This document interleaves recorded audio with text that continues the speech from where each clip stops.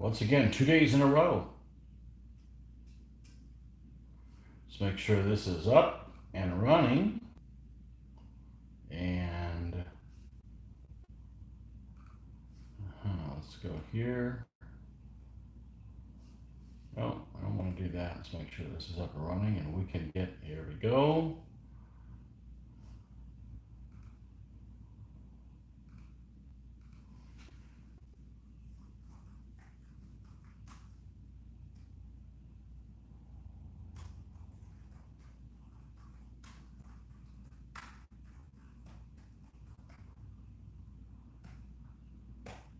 Okay, so off yesterday was we nearly got done with this Russian guy.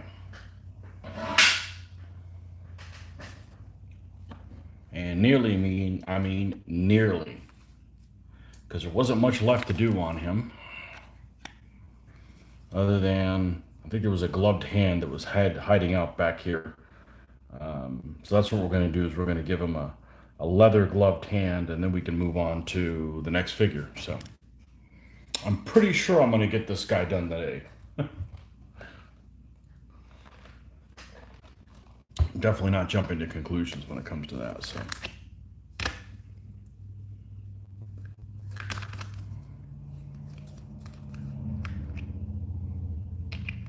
I guess it was this side that I was using yesterday. All right. Yeah, this will be fine.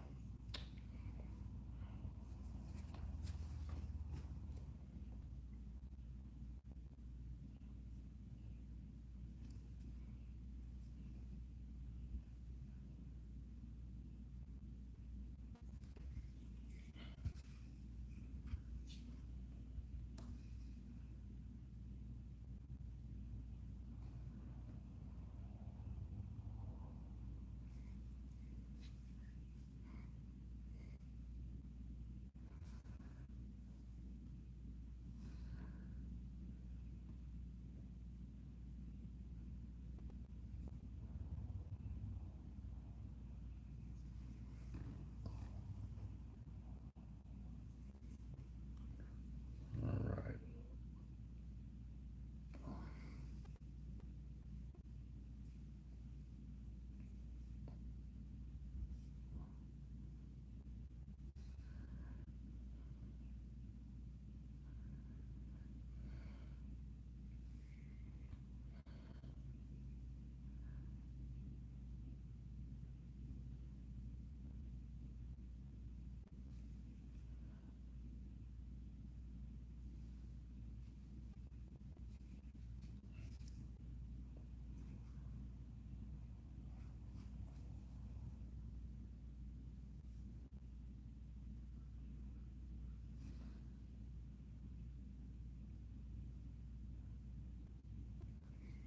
Well, I asked how everybody was doing, but there's nobody here yet.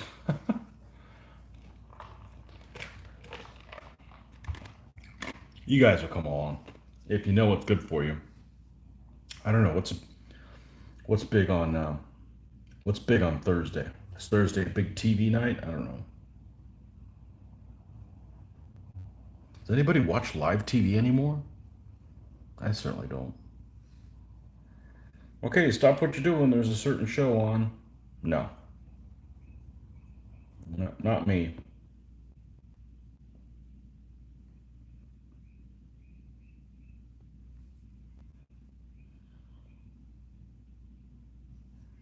Like I said before, it's TV is pretty uninvolved, so I'm not a big fan of it.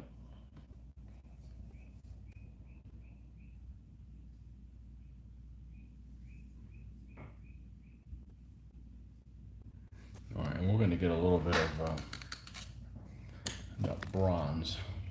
It should be hanging out over here.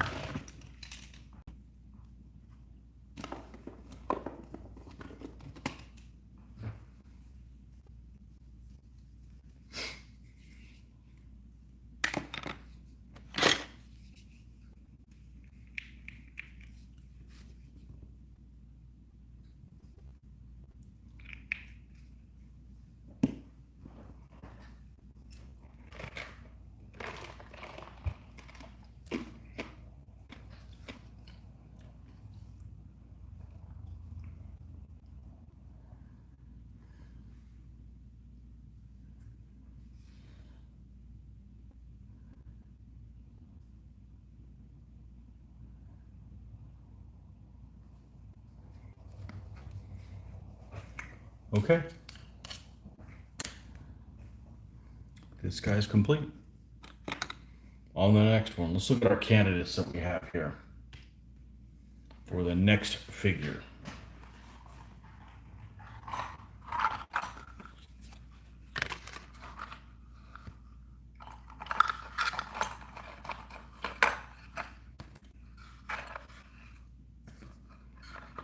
We're going to do a guy that has a not around shield.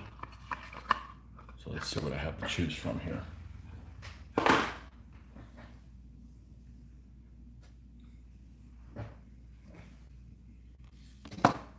And let's just take a look at what we've chosen so far.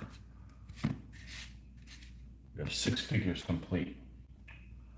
We have this guy. We have this one. We have this one. We have this one. We have this one. And the one we just completed.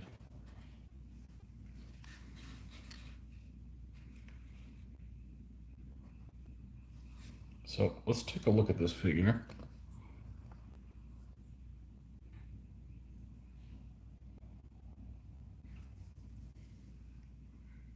This guy's damn near covered over all the way. His face.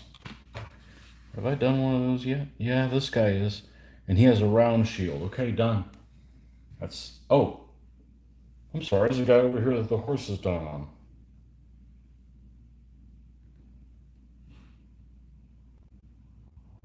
With the round shield. You bastard.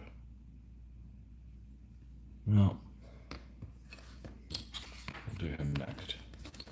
Might as well do the guy that the horse is already done on. It's less upfront stuff to do. The problem with the round shield is using these decals, I'm not sure that the shield is centered.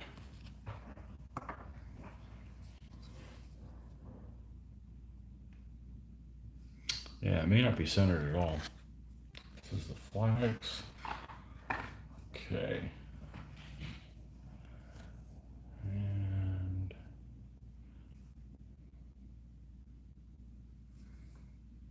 okay.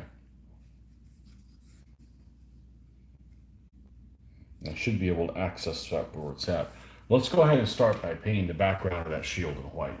So I know we're going to have to do that anyway. So, and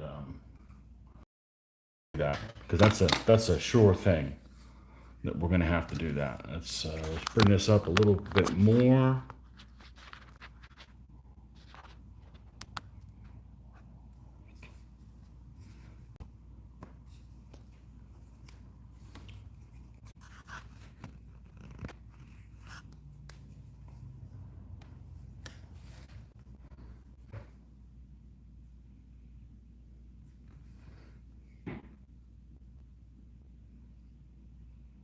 Because I am going to put this decal on, but it's going to need some time for this white to dry. You don't want to put that down while it's dry, while it's still wet.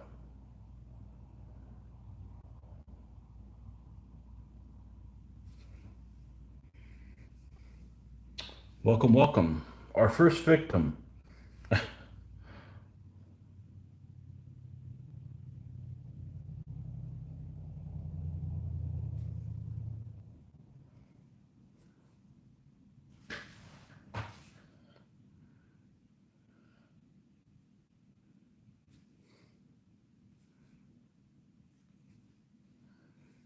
So yeah, we need 15 of these guys. 1, 2, 3, 4, 5, 6. This would be 7.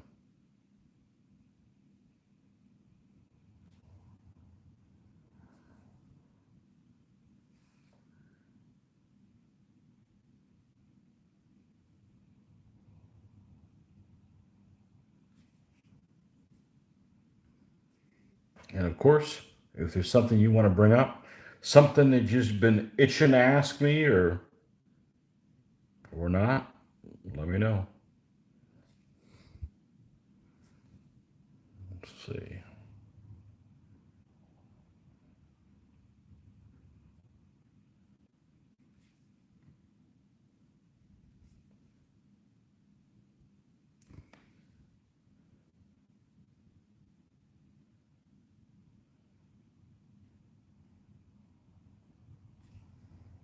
Wish we could figure out who the hell is going to come up on Monday so we could plan exactly what we're doing, but it's hard to say.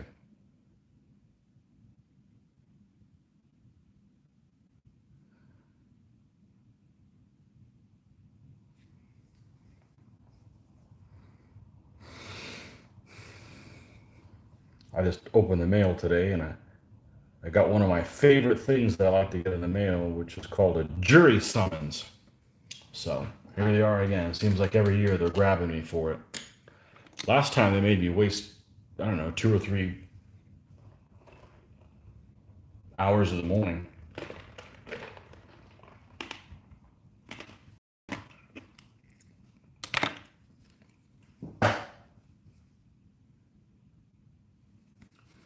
Everybody should go to jury duty so then you can see how inefficiently the government runs, and you won't want to do a job in that. Just a massive waste of time.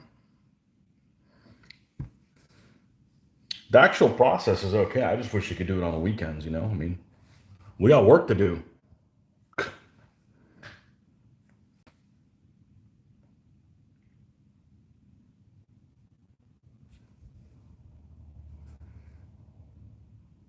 I mean, I didn't take vacation last year because we were too busy to take vacation. Why would I want to go to a jury duty thing?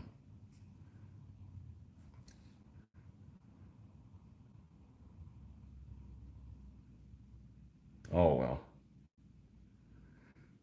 It's not for another month. Seems like they grab me every year now. The most inefficient thing money can buy. Yeah. Yep.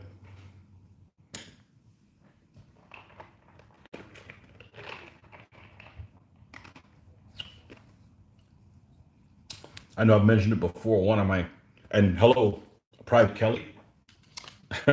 Serial number 014717813A. I've mentioned before how I just refuse to go to the post office. Yeah, I'm not going to go to the post office anymore.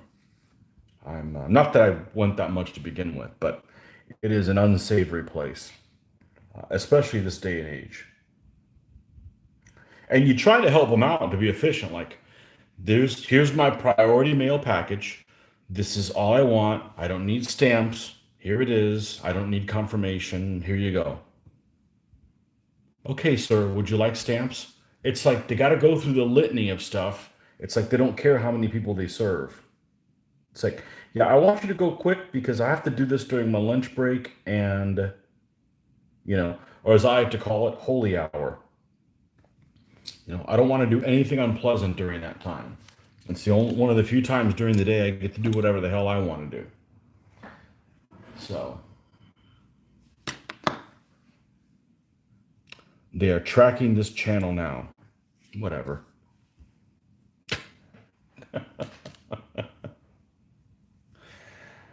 Ah, whatever.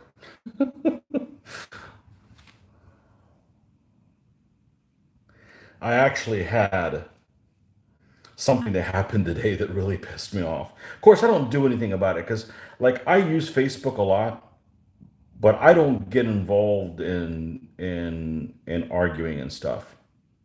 So usually I'll comment on stuff where I know that my viewpoint, I agree with the poster type of thing. I don't go and, well, I don't really like that, so I'm going to do the opposing viewpoint. And certainly not on somebody's page, but Breitbart ran a story that the post office is tracking social media. Man, they can't even deliver my mail on time. So last time I got something in the mail, true story, okay? I my wife already knows about it, so I might as well tell her about it. When she was pregnant, we had gone to not my daughter, thank God.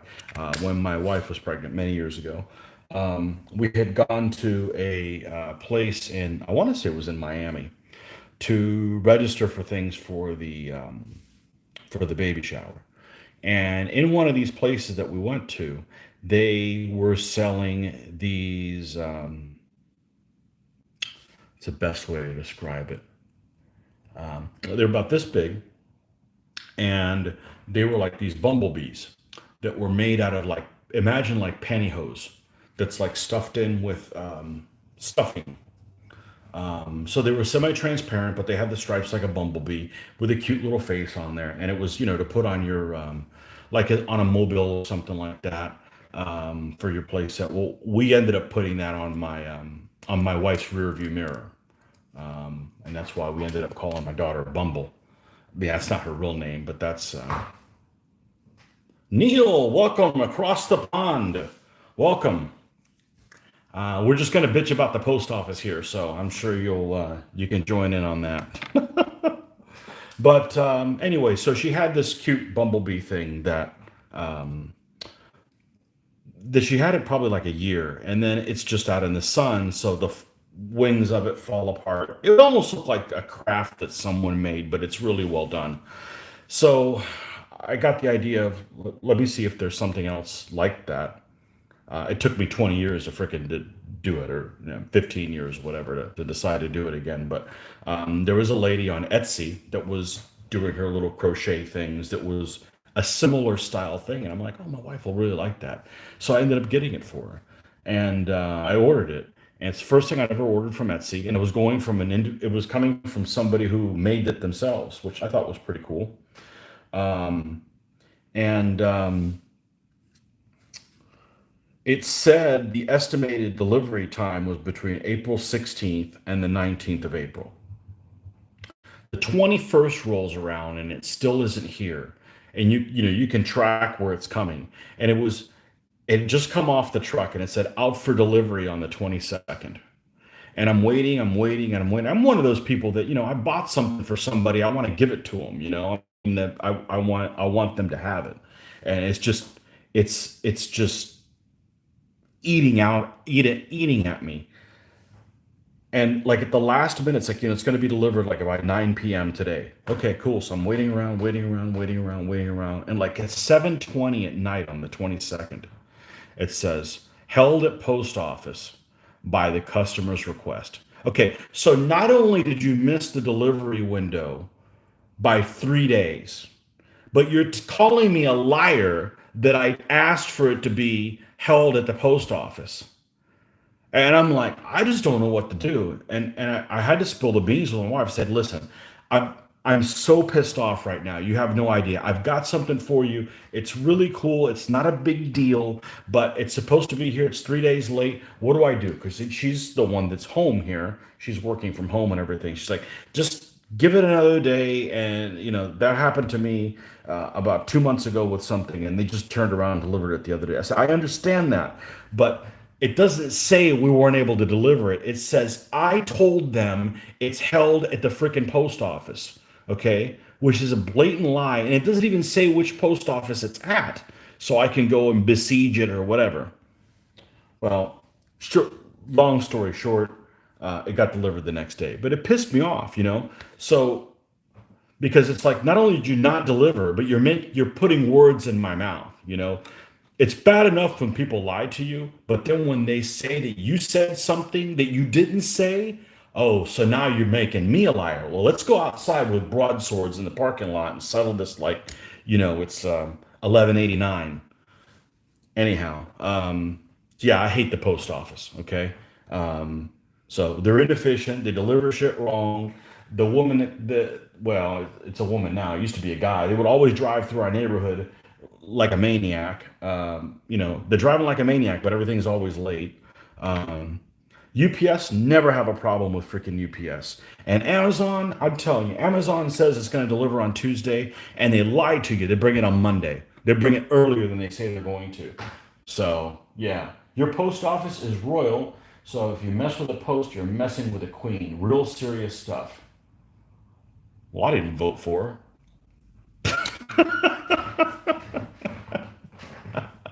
Hey, I got a beef to pick with your queen since 1588.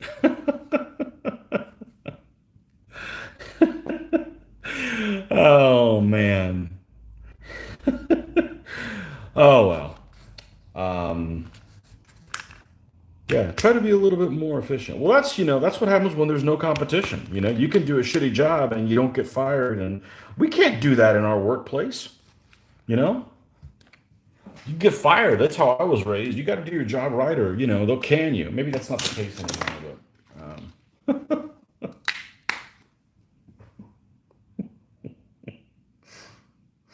Oh, well. So, anyways, I thought it was kind of cool that I was able to buy something on Etsy. I've had my eye on a couple of things, but the shipping is just gets really expensive. So, what am I working on today? There's damn Russians here.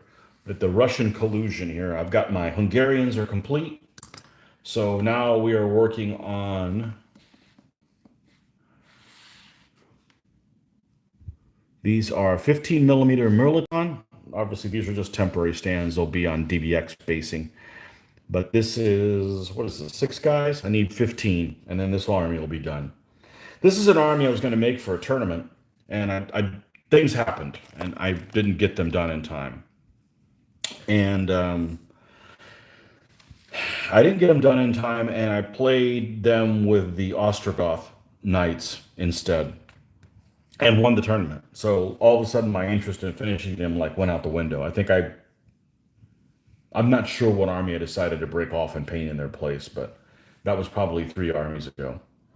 It was either Burgundians or something like that that I did afterwards. So yeah, we're gonna come back to these guys and finish them. So, um, but yeah, these are nice figures. They're a little on the big side, um, especially the horses. Not too big, but I mean, I mix everything. I mean, there's horses of different sizes. It's not that big of a deal. So we've got this other guy. It has the same type of face as him. These are one of these ugly Russian guys that they have to cover up with this metal. Otherwise, Yuri, you're good to scare the peasants. So this guy's fully enclosed. So this guy has a looks like a green undershirt and blue pants. So let's give this guy a white shirt. What's I say the pants were blue? We'll do red pants on this guy. It's just very little of it showing, but you know,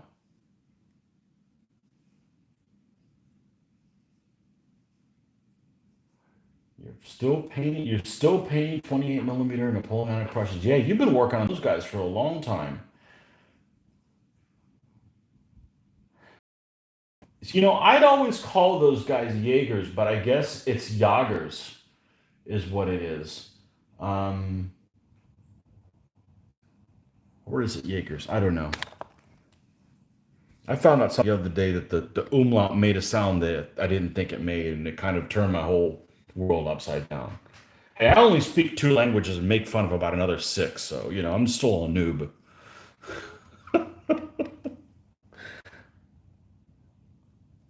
I'd always call them Jaegers, hunters. Yeah, the skirmishers. Yeah, we played some DBN a couple of weeks ago. It's fun. If I was really into Napoleonics, I wouldn't like it. Um, I'm just not a Napoleonic aficionado, but I'll play anything.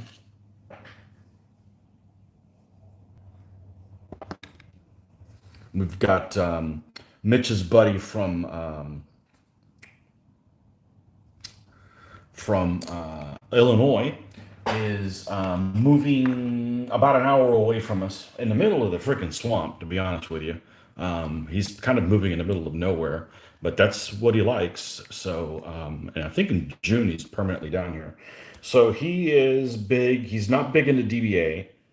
He doesn't have any DBA stuff, but he has been painting up DBN stuff, and he's got, I think, all the nationalities. I think all the nationalities except Turks. I think he's working on Prussians now. He's working on 1805, 1806 Prussians.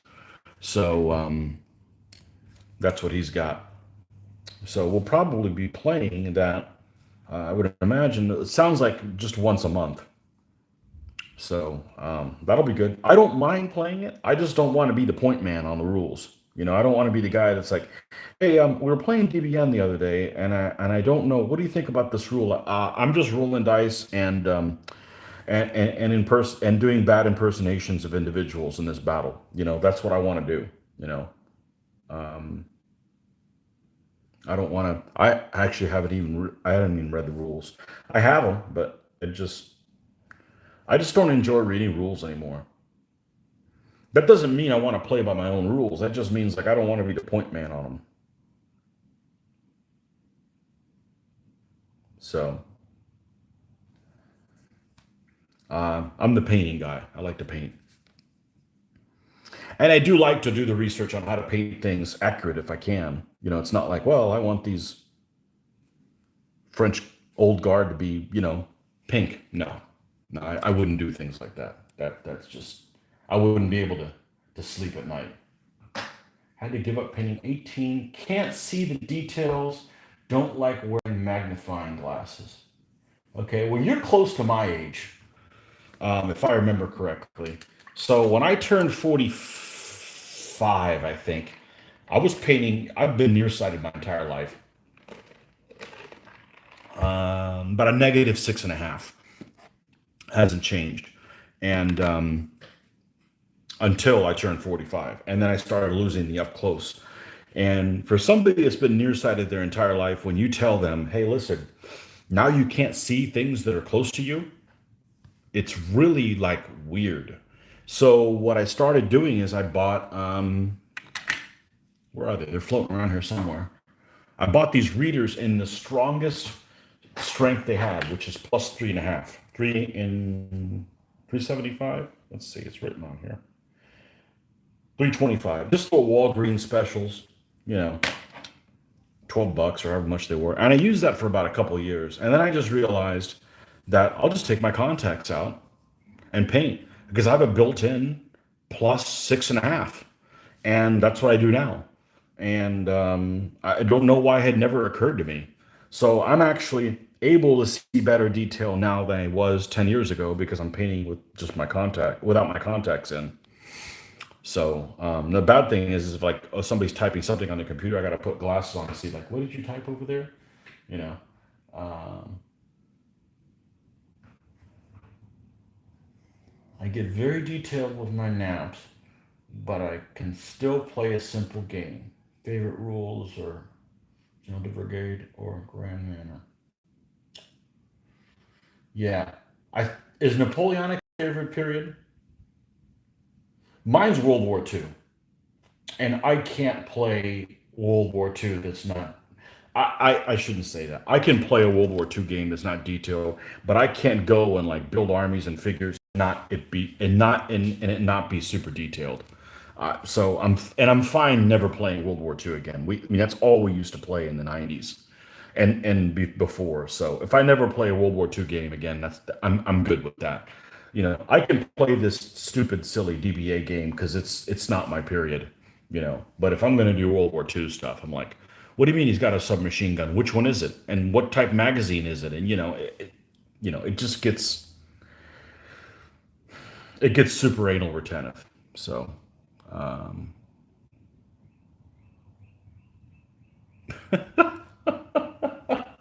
you enjoy your naps as well, but more often than not, I wake up feeling worse than before I fell asleep. So I've never taken naps before, except when we go on a cruise. Remember those things? That's back things that we used to do in the early 21st century. So you wake up 5 or 6 in the morning, have breakfast, have one, two, three, four Bloody Marys, however many. It's not a race, you know. I get to the finish line when I get to the finish line, and then have a nap about 10 or so. Wake up again, time for lunch. You make 2 cruise days out of every day. That's why you do it. Uh, yeah, good times. That's a vacation.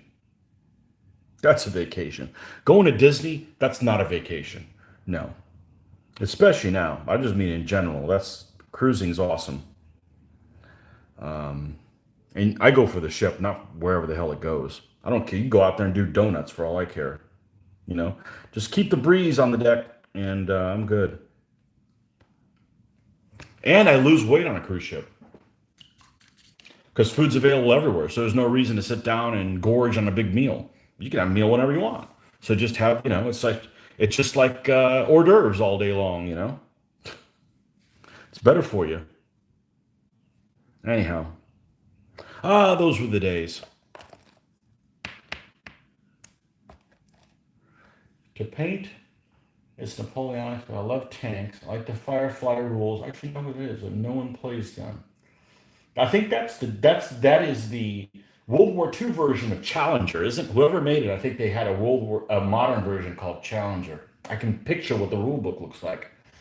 No one plays. I'm afraid a friend made fun of me buying a book on just the Opel Blitz trucks. Well, time to get better friends.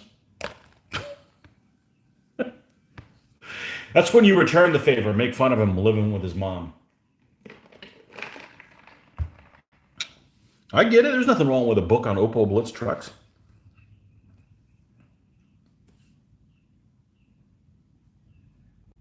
I actually bought a book.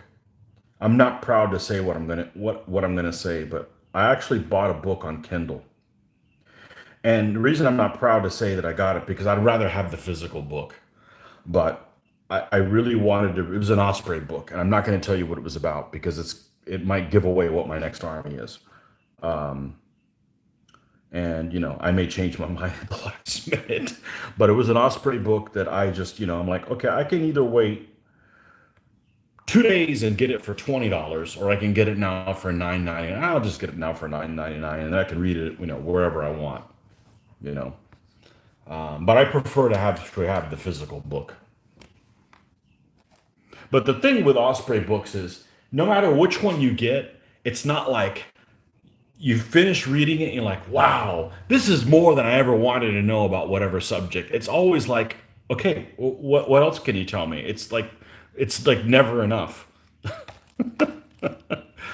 But one of the things that was really good about this particular Osprey book was that it gives you a chronology. So if you're looking for something that's kind of complicated, obviously something historical, but something complicated. It gives you a nice chronology at the beginning, almost like in the chapter of like, in this year this happened, just step by step, and to kind of help you put it all into perspective. So, um, yeah, yeah, I love tanks too, but I can't play a very basic game. I've got to. We were coming up a long time ago in the mid to late 90s, we were coming up with our own set of rules, not to sell them, but to play our own skirmish World War II game. Because I've played operational games before World War II. I've done that. I don't care to do them anymore. They don't focus on the type of actions that I want to see. I'm concerned about I like the World War II rules that worries about where grenades land. You know, so you just don't play with a lot of figures. That's fine. It's not made for. It's not like I want everybody to have a platoon on the field. It's really squad, half squad type of stuff per player. And these set of rules came out about the same time, and that we were working on them a little bit afterwards.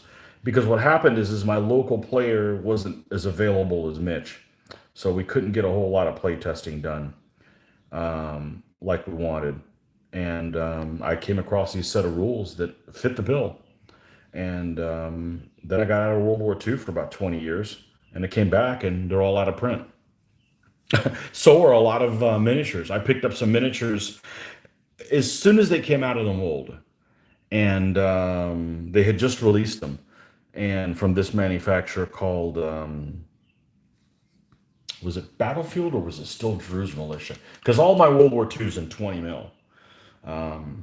And I like that scale because you have vehicles available and houses. And back when we were doing it, everything was. I mean, 15 millimeter wasn't a World War II scale in the mid 90s.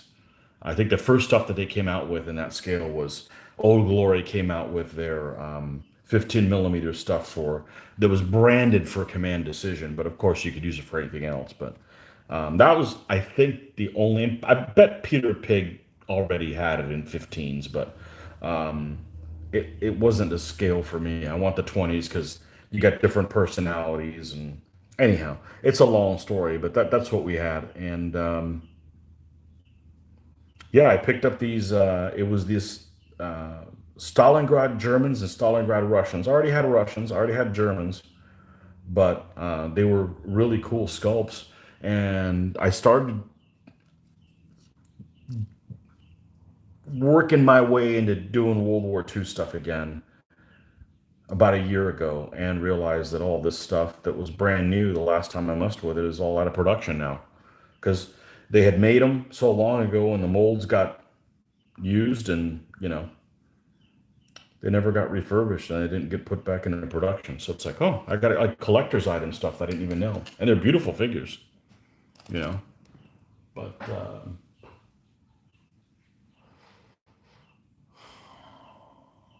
you're getting into too much detail when you're googling Napoleonic Prussian horseshoes. Yeah, that's a bit much.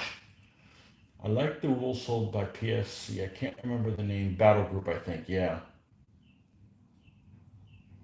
20 mil or 6 mil back in the day. Yep, yep. We used to do Command Decision 1 and 2 in 6 mil, and I just didn't care for the infantry rules at all. It was too basic. But doesn't matter. We were young. We didn't know any better, and that's what everybody played. And well, that's that. 20 mil. Yeah, that's the big scale in the UK. Not so much here. But I got more 20 mil. I'll never have to buy any. But I got some guys hanging out here. See, where's my Brit guys? Yeah, this is the old school basing. These guys were probably painted around 1996 or so. The basing on them, I showed these off the other day. The basing on these guys sucks because we didn't have the internet yet and we couldn't share ideas with everything. So just disregard the basing. But the painting quality, I think, is as good as anything now. And of course, all my guys have surnames on them. They all have their last name on the figure. It's that type of a game. And these are some of my Brits.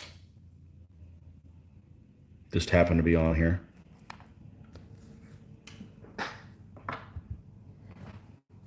But yeah,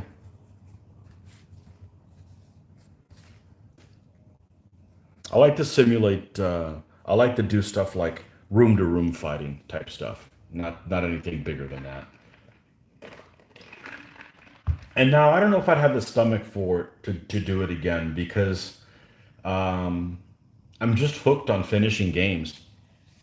I'm really hooked on not having to say, well, who would have won if it would have gone another 4 turns? You know, it's like it's over. I'm used to that, so I'm okay not playing World War II. And I played Rapid Fire and all kinds of different rule sets, and they just don't scratch the itch for me for World War II stuff. Flames of War, none of that stuff is that's just that's not my cup of tea. Not my thing. If you guys enjoy it, that's cool. Just like if I was like really big into, I probably wouldn't like DBA. It's a little too generic.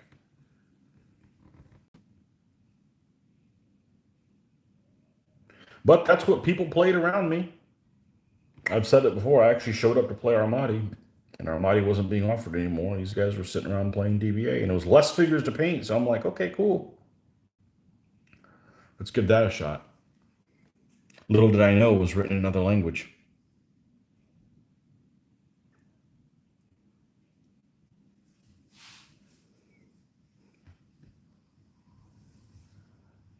All right.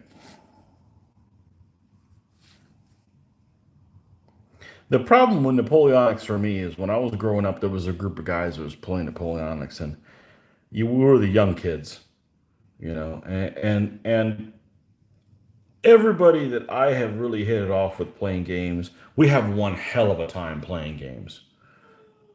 It's like a freaking party. And I see some people playing games and it doesn't look like they're having any fun. And I'm like, well, shit, I can get paid for that. I can get paid to not have any fun. So why am I doing this?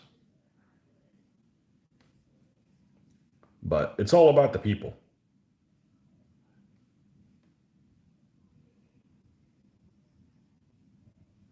Yeah, they used to do, when I was young, they used to do American Civil War and Napoleonics. I infinitely prefer Napoleonics. I do not like American Civil War on any level at all. None. And apparently there's a lot of people in the UK that like to play it. I don't know why, but hey, it's not my thing.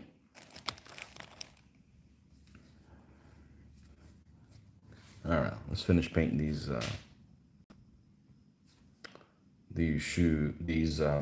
pants here, these shoes.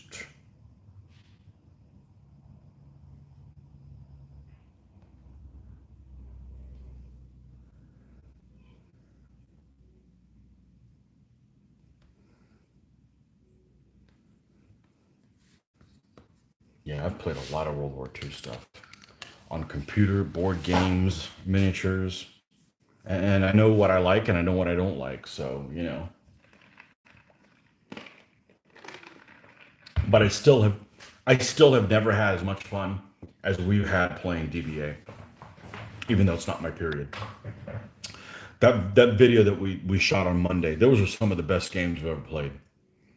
They're just like really, and you know what? The thing is it's even though the lack of detail, even though there's a lack of detail, because I'll admit there is a lack of detail in DBA.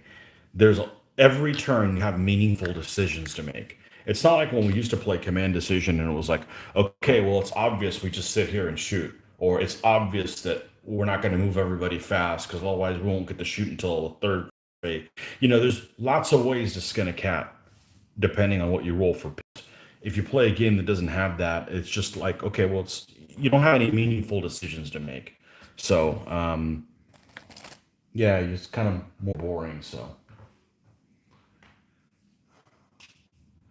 The live DVAs remind me of the banter we have. It's the banter. It's all about. It's the banter and razzing people about what they're going to roll, and that's what it's all about.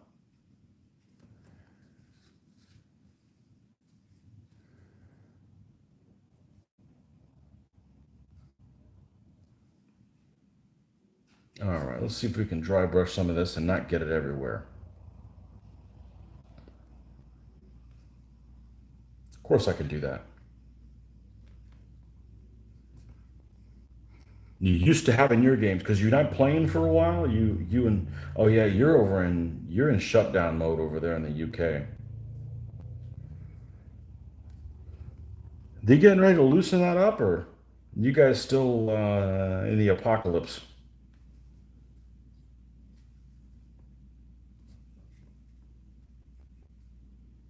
I mean, I don't go places with a bunch of people. We just get together in our game group. We didn't for like 5 weeks, and I'm like, oh, it's gonna be like this. Oh, okay, well, let's just get back together then. But it's only 4 or 5 of us. It's not like I'm dying to go to concerts or anything.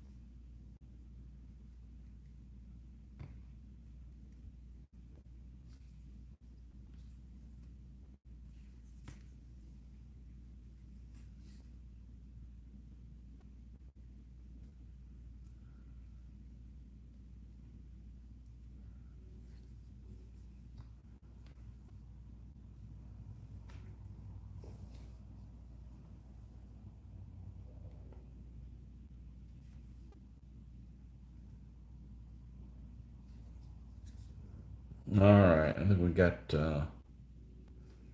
all this stuff on Yuri.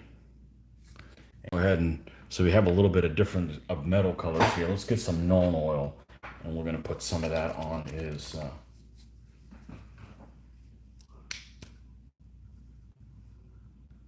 It's loosening up. Haven't had a non-computer war game in over a year. Well, thank goodness for computer war games, right?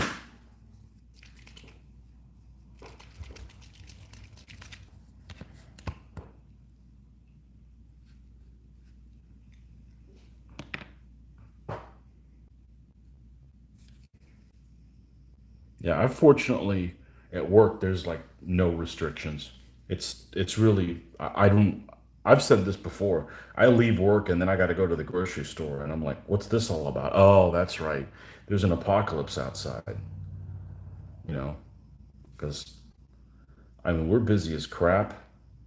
I work in a construction related field, so we haven't stopped, and I'm not going to work my butt off and then not be able to go anywhere. I'm not going anywhere. Just to freaking Mitch's house. I mean, that's not cool. You know.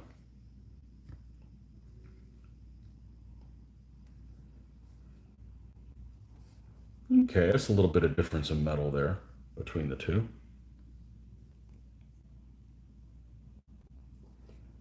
Wait for that to dry a little bit. It actually dries surprisingly fast.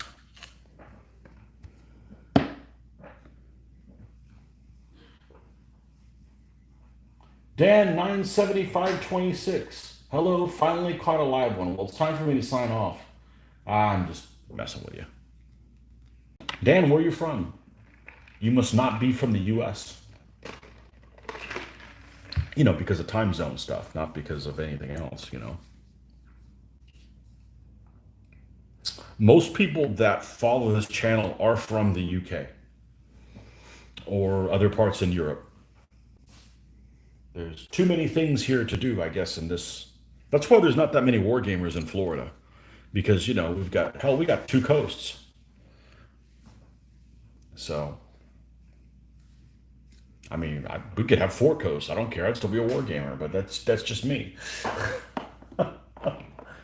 Not that I don't like going to the beach, but I'm just saying, it's just something else to do.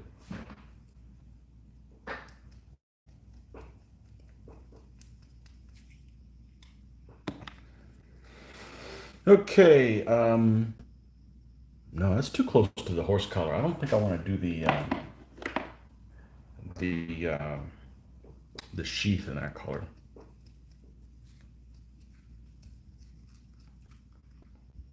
Scabbard. Oh, I'm not the best at my vocabulary after many hours at work and being awake.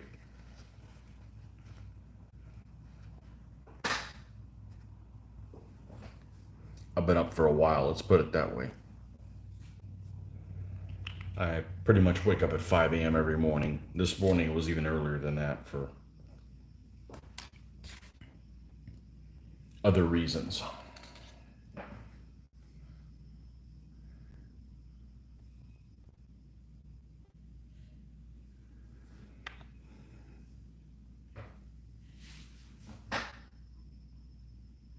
Still a big ancient sea in Europe.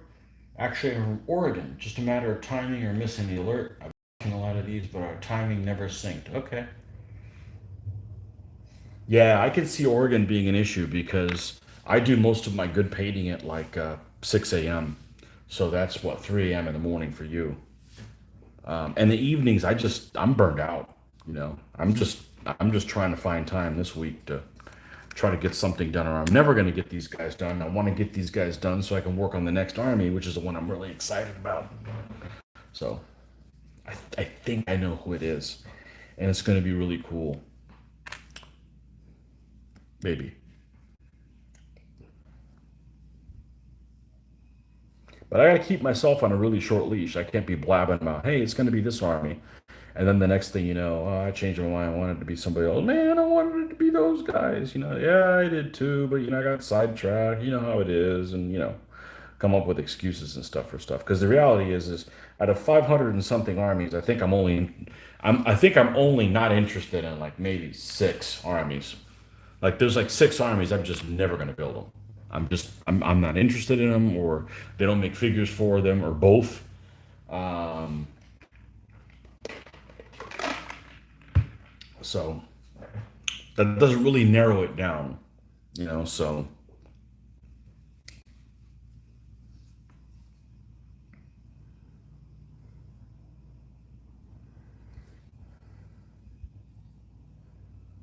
I think most of the armies I'm not interested in are ones that are in the Americas. Like who the hell wants to do dog people? I'm not interested. I'm never going to do dog people. I'm never going to do Toltec because nobody makes figures for Toltec, and they're all blade. They're all solid blades. Like, okay, what's the point? That's like Vikings with from another mother, you know. That's just the same thing. It's like, and nobody makes figures for them, so you know, stuff like that. Right? It's certainly the exception.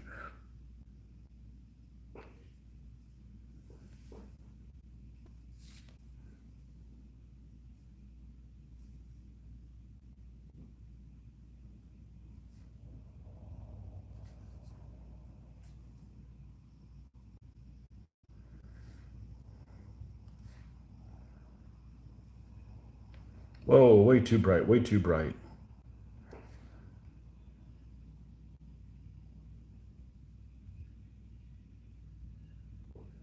Yeah, so I like doing these. I've gotten to the point where I don't do any painting unless I'm out here on the video with you guys because it's just too easy for me to just pull off and do something else, you know? So there he is, Skylab. Haven't seen you in a while. Last game themes. Yeah, the last one was crazy. I'm telling you. I mean, I've played over 2,000 games of DBA, and I still see new stuff all the time. You know, I guess that's what we've stuck with it. I mean, it could be better, but there's a lot to like. You know, there's a lot to like. And even though I'm not an ancients guy, I mean, who would have known, right? Um, it's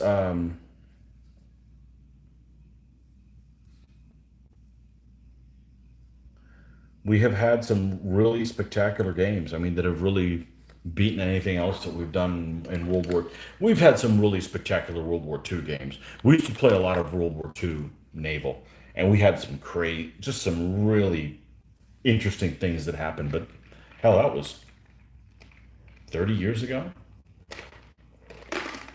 Shit, how old am I? 25 years ago. Yeah. Yeah, I'm not playing on the floor range estimating, guessing ranges anymore. Nope. No. I have a thing called a job. it's it's not worth it. Not worth it to do that. So, do we still have some water here? No, let's put some water in here. And we're going to go ahead and put one of those little Big Man Studios decals so it can drive me crazy. So,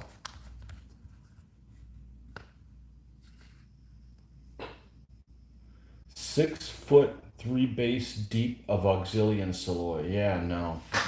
No thanks.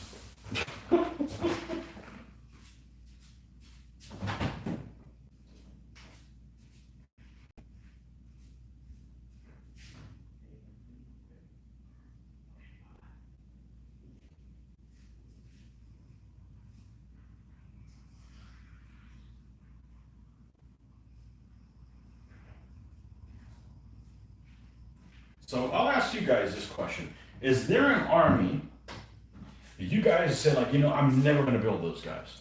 I would never build this army because they just don't interest me. Like, if you do Napoleonics and you're like, you know what, I'm never going to build the Spanish, for instance. Like, you don't like the Napoleonic Spanish because they suck, you know, or whatever. Is there an army of a period that you guys already do that you're like, I have no interest in building these guys, you know?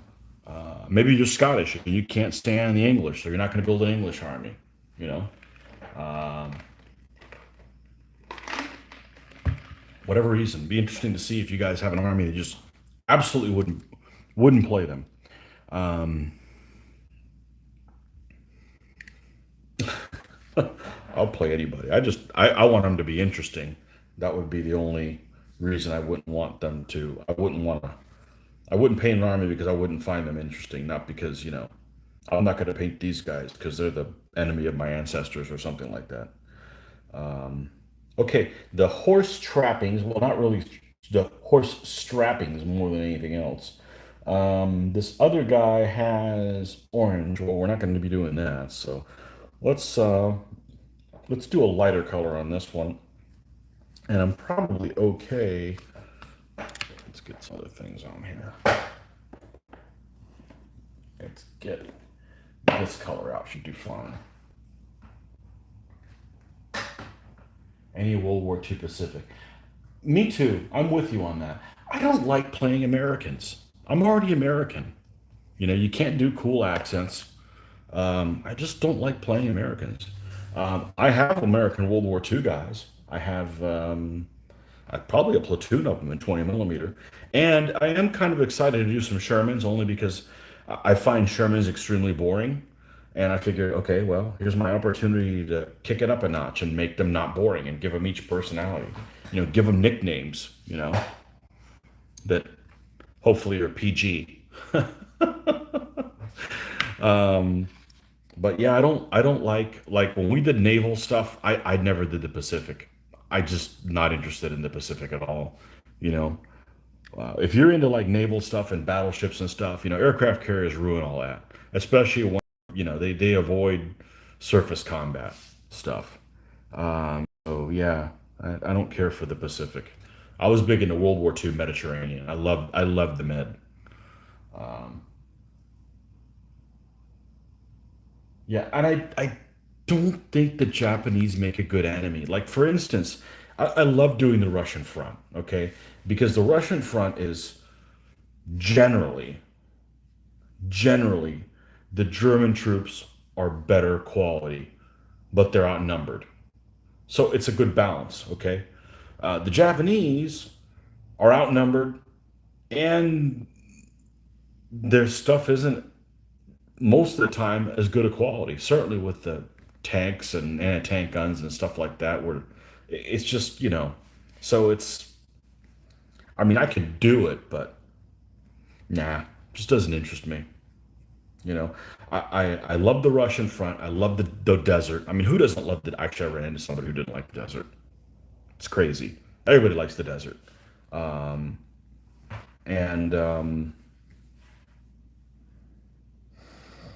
But yeah, I love the Russian front. I love the Russian front because like, which bad guy you want to play? You know. Hey, I was raised in a time when the Russians were the bad guys too. You know. Now maybe people look at it a little bit different, but that's how I looked at it. It's like I kind of think like I'm a little like Patton. You know, turn those Germans around and fight the Russians. But what am I doing here? I'm just mixing colors.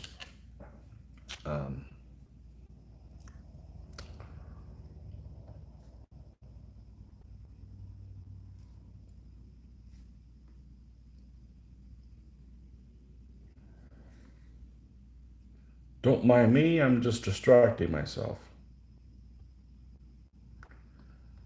I don't think there's anything at the end of these little straps.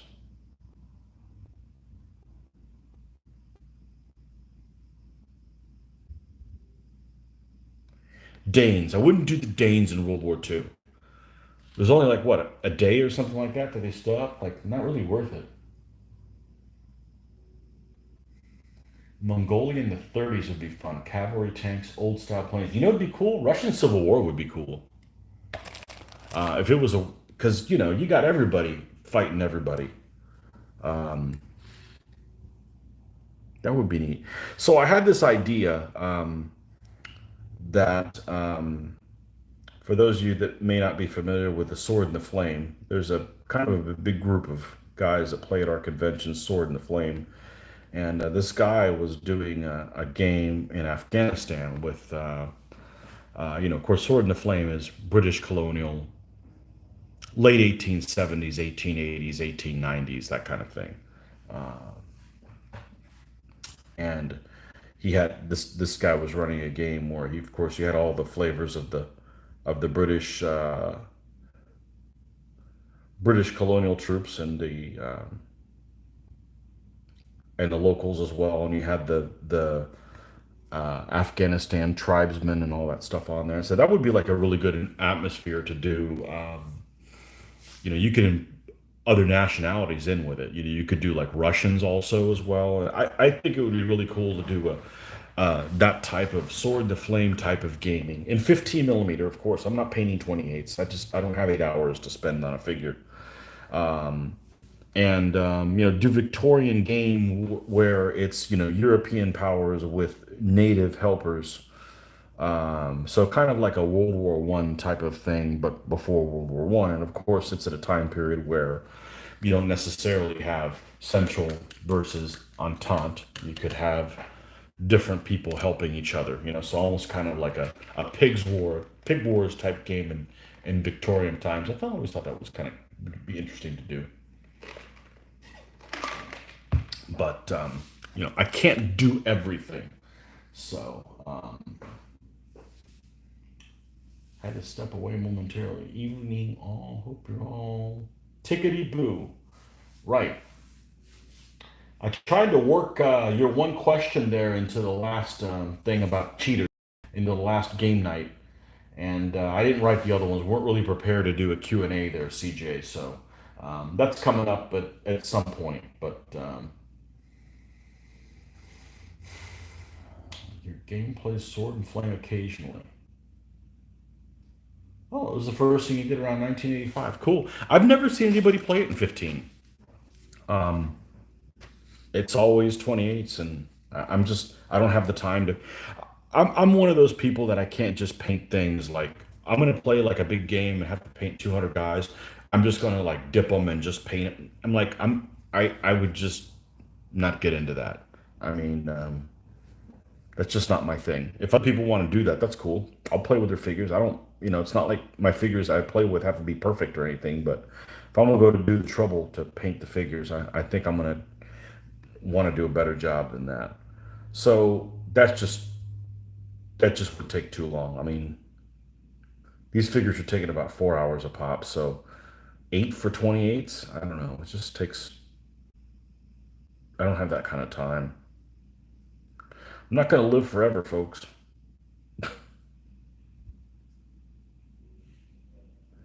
So really, the most efficient thing I can do is just paint stuff for DBA because I'm going to get a lot of play out of it, and they'll be in videos, and there's a lot of different variety of things you can play. You're tired of painting Romans, paint some Aztecs. You're tired of painting Aztecs, paint medieval knights. You're tired of painting medieval knights, um, paint Celts. You're tired of There's just a lot of different directions you could go in. It's like the sky's the limit.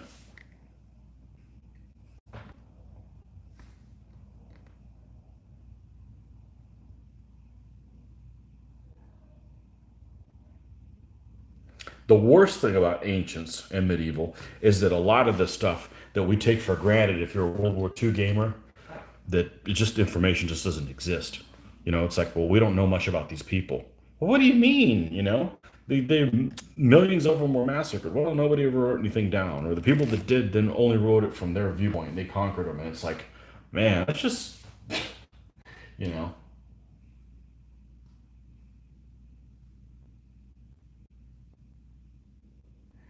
yeah. No, we've been pretty lucky. I don't know that I've encountered a cheater per se. I've encountered one person for sure, and maybe others that play really loose. And what makes it worse when they play really loose is that they are really nitpicky about how you move, but when it's their turn to move, they can get away with murder. And so, the whole thing that I say before is it's like you just got to make sure both people are playing by the same set of rules. If you're not, then that's pretty, you know, dishonorable. But the person I'm thinking of doesn't play DBA anymore, so problem solved. But I had heard of somebody that had gotten before I started getting into DBA had gotten thrown out of a tournament at Historicon because they got caught using bad dice that were weighted. You know, uh, why bother playing? You know you're going to win. Why bother playing? Well, hopefully you still win. I mean, otherwise you really suck. Using weighted dice and you don't win. Come on, dude.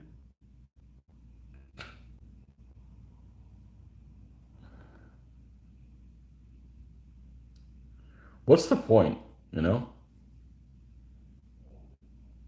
I just don't see what the point is.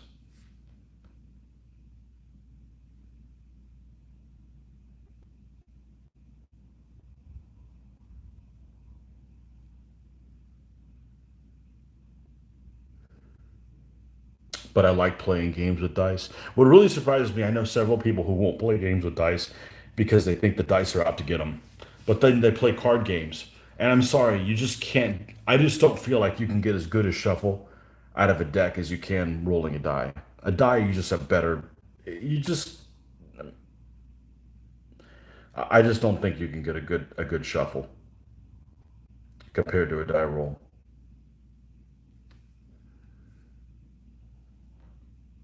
And I hate shuffling cards. Not my thing.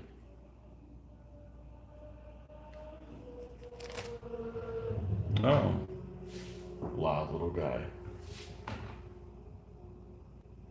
For large scale colonial battles of 15, my group uses the rules Battle for Empire 2. I've never heard of them. Huh. Exactly me. I love how you and Mitch play because you explain things so both of you know what's happening. Yeah, I don't play to try to pull one over on them. I just kind of, but I'm not a big planner either. I don't, it's good to play with people that you don't mind losing to because it's going to happen, and then it's not that important. It's not like you need to like make sure that your life is really on the line, or you're playing against a dickhead. You want to make sure you don't lose to the dickhead. Nobody wants to do that. So yeah, play with good people and you'll have good results. You know, but I haven't always had those people in town. I mean, I've lived in this town since 1981, and it wasn't until we did a lot of gaming. Well, I started gaming in '85, and we would have frequently we would go to this hobby store and game from like 86 to 90, and then people started petering away because it is a college town, and didn't have much luck until about 90. After 91 it was pretty dry until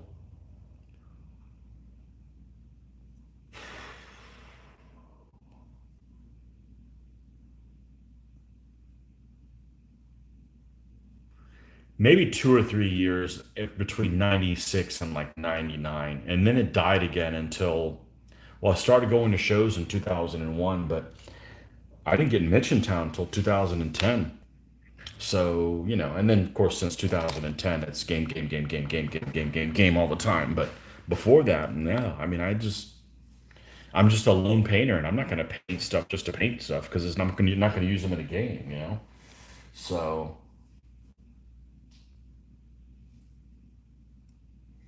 lucky my friend's dice rolling is just as bad as mine, so we cancel each other out. Yeah, that's why I never switch dice. I don't like to switch dice.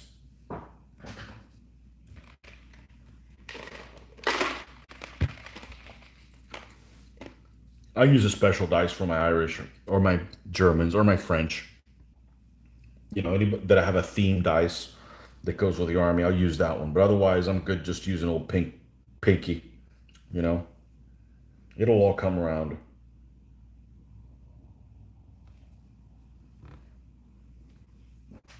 But there's a lot of people that, man, they're so worried about that whole luck, and man, it's gonna happen. Whatever. Be lucky you're not there on the battlefield. You're just playing a dumb game. Who cares?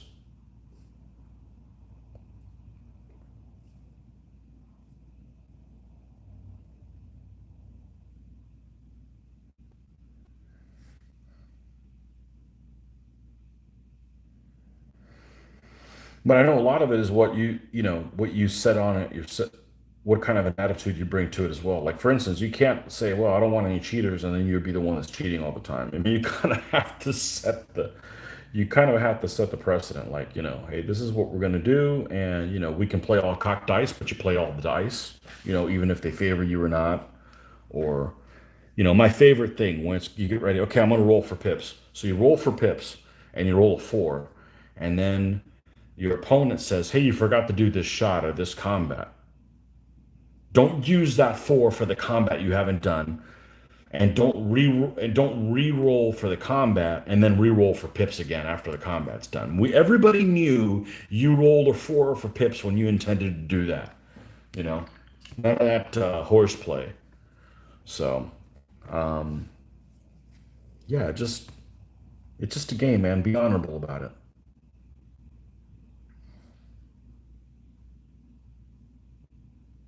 And then when you play against honorable people, you don't mind losing. Whatever. It's just a game. I want to be challenged. You know.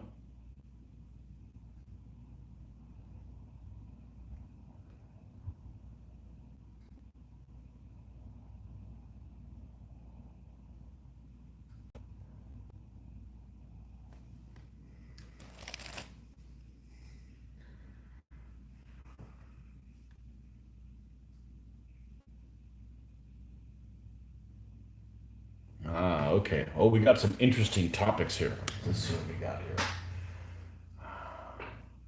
Do I paint at a tall table, run your chair all the way down? I've been wondering and thinking of trying a similar painting position myself if my focal point will tolerate it. All right. You asked a deluxe question. You're going to get a deluxe answer. As soon as I find where the hell my measuring tape is. Okay. So my tape, it's from IKEA, and it's no frills. I got it as it was adjustable, and it's sitting at 36 inches. The chair I sit at is jacked all the way down, and it's 18 inches.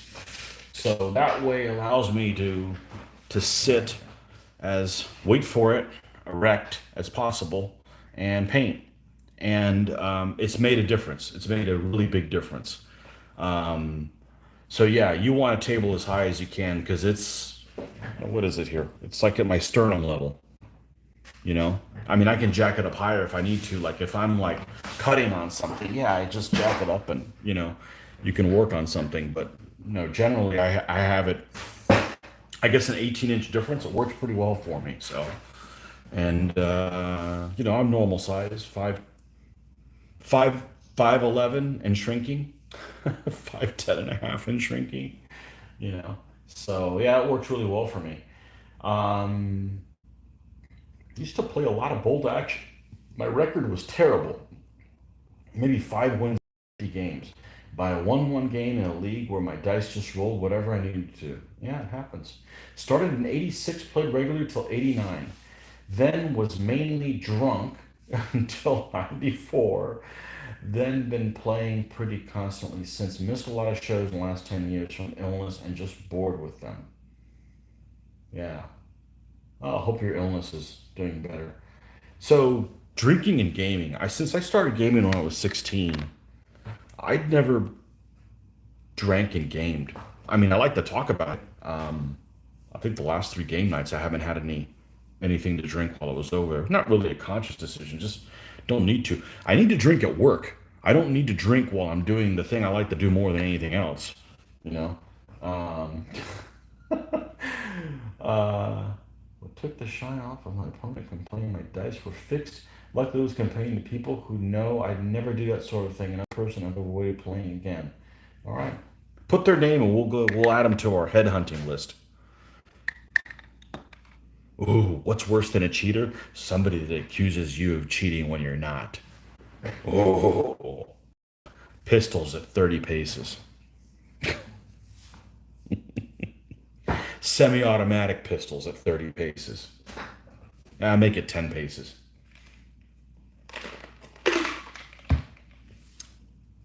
Ooh. Don't put words in my mouth. You're the cheater, dude.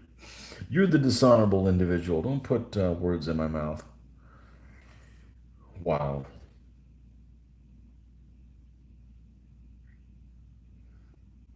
Yeah, I guess I can say I'm pretty lucky when it comes to that. It took a long time, and we don't have a huge group of people. I mean, it seems like we've lost Luke. Luke moved to another town, about an hour and a half away. So I see him probably once every 3 months, maybe less than that. So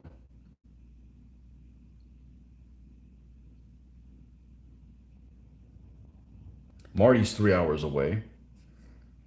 Joe is about 2 hours away. Don's also about 2 hours away, but he's been playing Osama bin Laden, hanging out in a cave until the until the COVID cloud passes. So he's been in hiding. Um, well, it's Scott's local. Yeah, but it took a while. I mean, I mean, and that's with what are we up to? About 156,000 people, 155,000 people. It's not a big town, but it's not, you know, it is what it is. Looking for my tape measure. I know I saw one. Unfortunately, my area looks like Stalingrad Toy and Hobby. Oh, so it looks like the Lancaster host in 2018. That was, I walked into that place and it was like, that's just embarrassing. It's embarrassing that the one big gaming weekend we had to stay at that place. That was just, it looked like Stalingrad. So I walked in there. It's like I was expecting to see, people going at it with Pepe Shaws or something like that.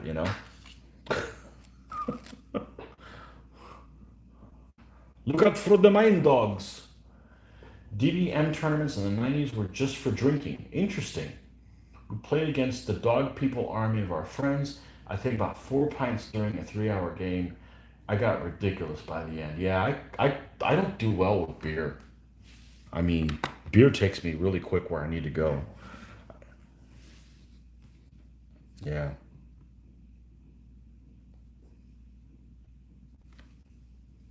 But I don't misbehave. I behave better when I drink. People like me more. At least that's what I think. Um,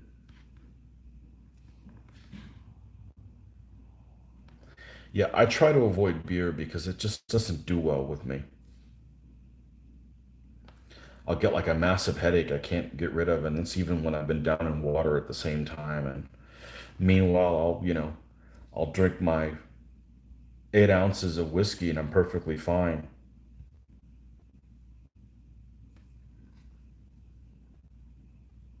Okay, this guy's coming along here. All right, let's pick a shield pattern for him. This is my least favorite part to do because I actually enjoy painting shields, but there's no way I could paint shields this detailed, and nobody could either in this time period unless you have Michelangelo contracted to paint shields for your army. They're not gonna. They would never look as good as these little big man soldier ones. So, all right, it's got to be a round one. And talking proprio, not buttermilk. Yeah, we don't drink that crap. We don't drink that crap.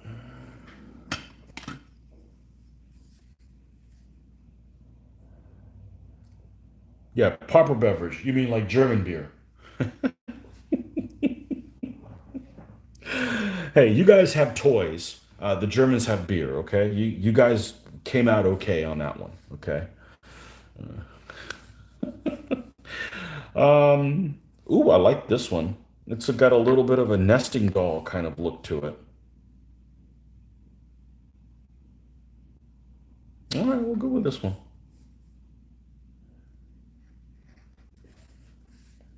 Oh crap, it's gonna leave this one loose. Well, let's see if I can get away with this. I'll come over here, and I'll come over here, and I will leave a little nib of that attached. All right, we'll just pop this little guy off.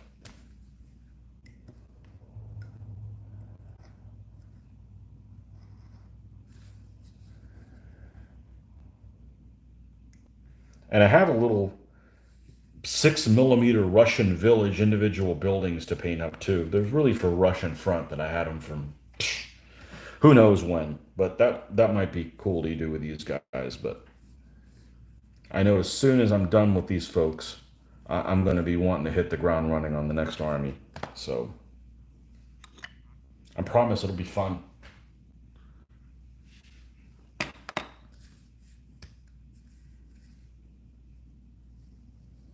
It'll be fun, and it's going to be fun doing voices with them.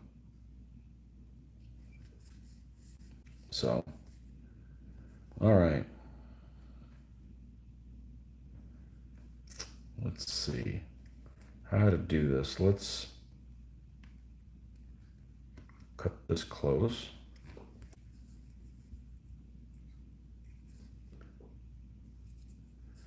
See if I can bleed myself on a live video. Probably okay since it hasn't happened yet. Oh, I had to go there.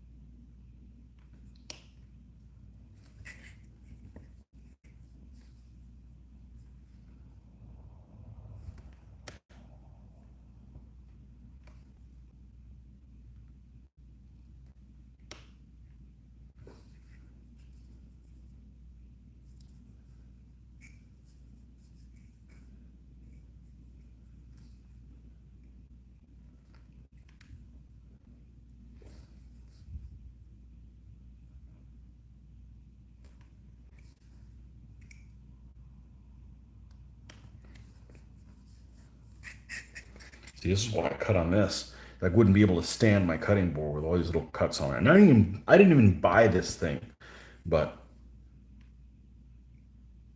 I don't want to have a cutting board that has like paint drippings or something on there that I have to, or cuts that I have to look at every single time I use it.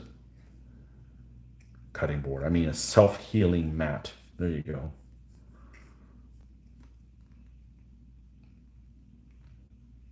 Sounds like the name of a monk. Who's that over there? That's self-healing mat.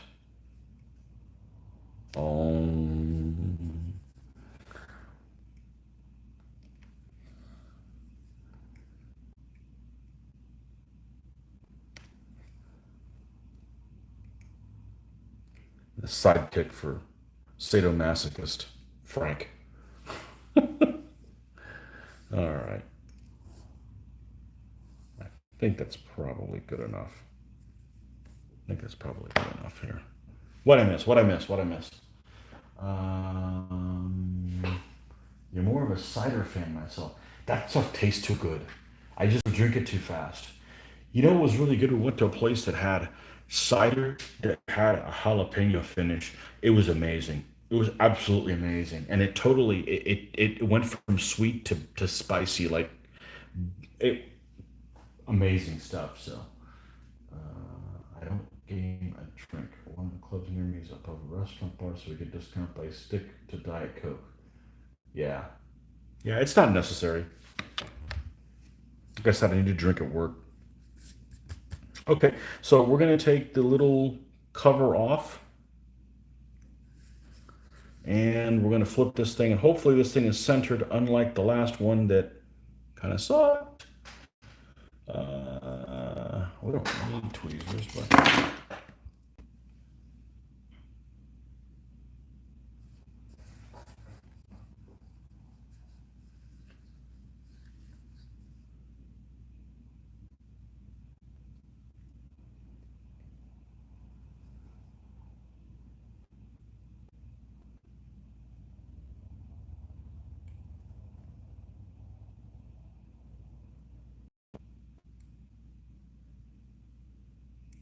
geez, I just sat down there for a second. There we go. We can twist it this way. Oh, did it have a pattern that needed to be up and down? Oh well. Oh, that's how it's going to go. All right, let's push on this thing.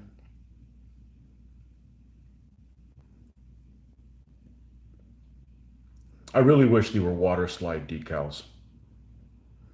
They're beautiful decals, and nothing against the what's printed on them. They're absolutely beautiful. But they're just weird. Like, okay, I'm like, it's centered. I don't know. I'm looking at from backside. It's kind of weird, you know. But whatever. It's close enough for government work, I guess. Except that's just it. I don't work for the government. All right, let's put the.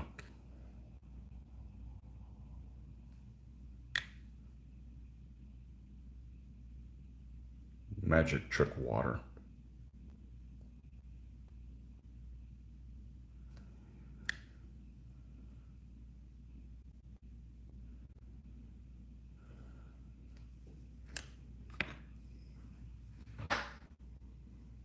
Okay, Neil, have a good night. Off to bed. Yeah, I imagine so.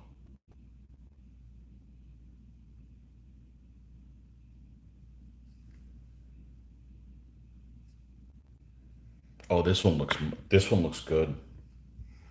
looks good. Now, you can't really judge how it looks now because it hasn't been sealed and it's going to look a little glossy, but yeah, look at that guy. Nice. Obviously, we'll have the rim painted on there. Very nice. Very, very nice. All right, I need to get some more liquid in me. I'll be right back.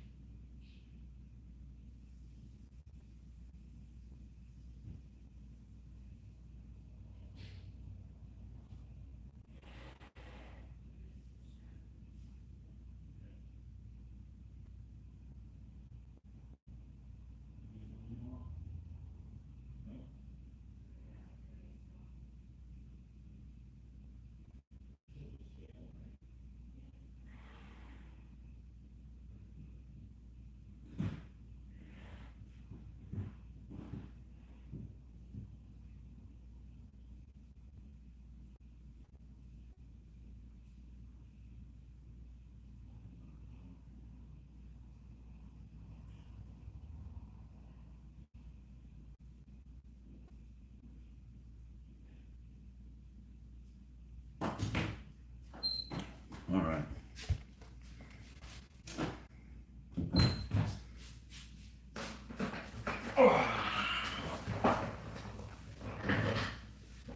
Okay.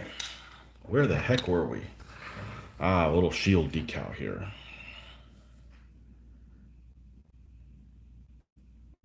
Yeah, it's still, maybe the Merlaton shields are oblong shaped because these decals look like they're spot on and circular.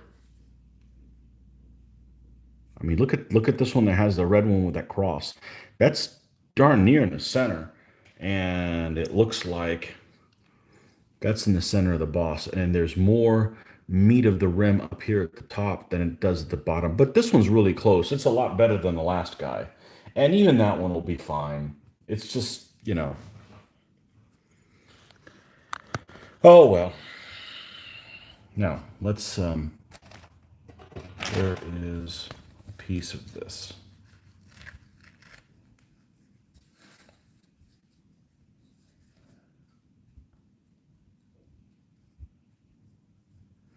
Perfect. All right, we'll let that dry and that will look great when we are done with the sealing that up. All right, so this guy is, we're going to use a blue. Let's go ahead and paint his the back of his saddle, and we're gonna I think we're gonna use some kind of a blue cloth on there to help tie in that shield a little bit. And there's some blue stuff to it, but yeah, that's what we're gonna go with. So right, so this water can go away. All right, and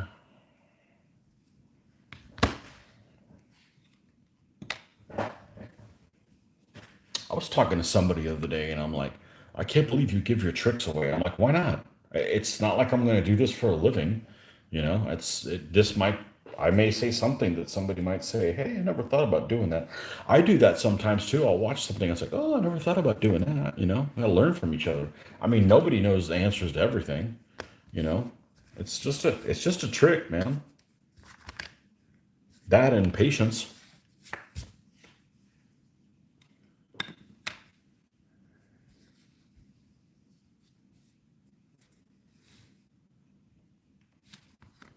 I'm never gonna paint for somebody. I'm not giving up all the.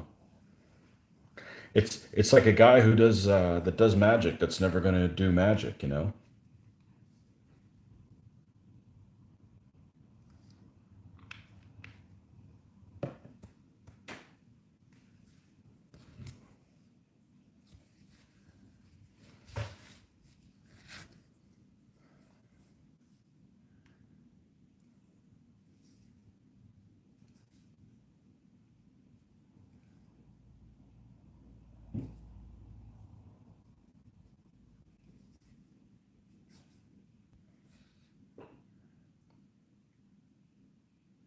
Speaking of not painting for people, Mitch's castle here that's kind of on the starting thing. We'll probably do that in between this army and the next one.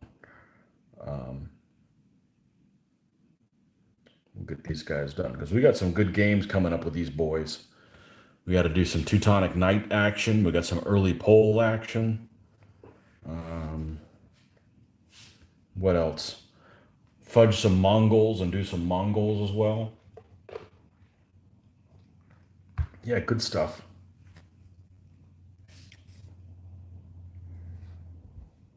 This army did not change significantly from 2.2. What did change is that they're now considered knights, they're cavalry.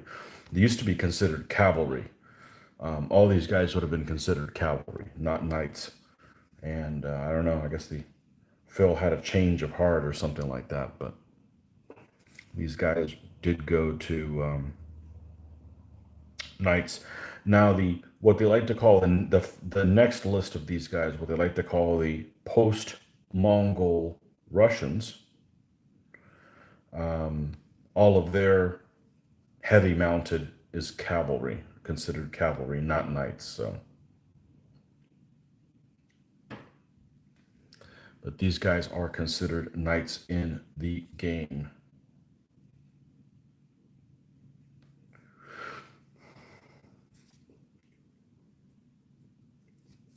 So when I bought them, they are actually cavalry. I don't dislike cavalry. I'm not a knight lover. I like to paint knights. I like how they look, but I don't like how they behave. So,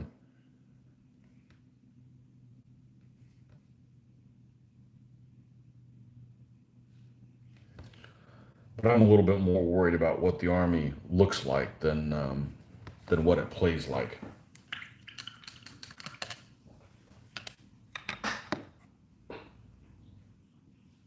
Okay. All right, let's get the smaller ones floating around here somewhere. There we go. All right. Helmet wise, this other guy, the same helmet, did bronze on that. So we'll make sure not to do bronze. We're just going to go ahead and get this metallic. Oh, where'd it go? It like dried out on me. Okay, let's get more. And let's not go crazy shaking this because I cleaned this the other day.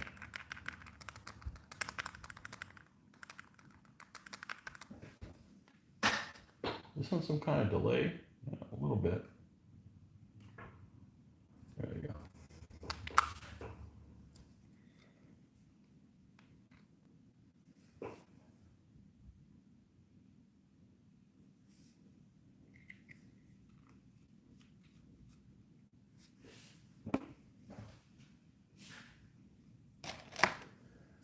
All right,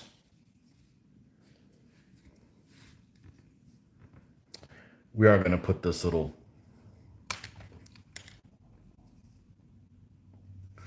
bronze here at the top on this helmet.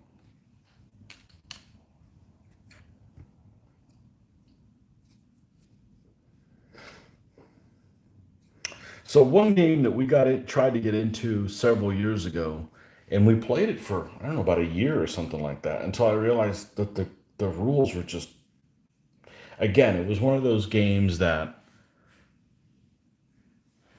the rules created to sell minis,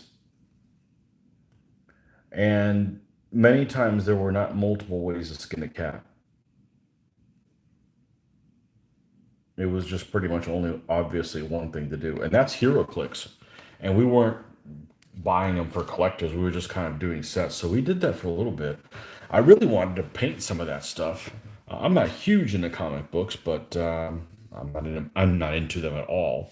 But yeah, we had some good games playing it as well. But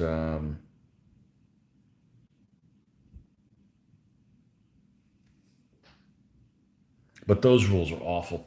Those rules are awful from the standpoint of it's too obvious just whose turn it is. It needs to be like have a randomizing thing, almost like have a chip for each one of the characters, and then you pull one out, and that's who gets to go next, kind of thing. And then it would be okay. It wouldn't need something huge, but yeah, we had some fun stuff doing that, you know. And then I realized I think they make some now that you can paint. I guess they're like 28 millimeter, but I don't need more projects. I don't need more projects. I'm good. I'm good with DBA, my World War II, and my Gasland stuff. And man, I can't even get motivated to paint my Gasland stuff. The thing about that game is it's fine to play just with Matchbox cars that aren't modified.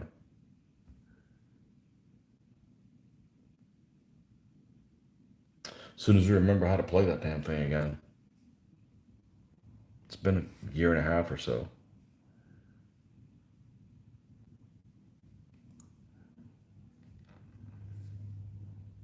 Okay.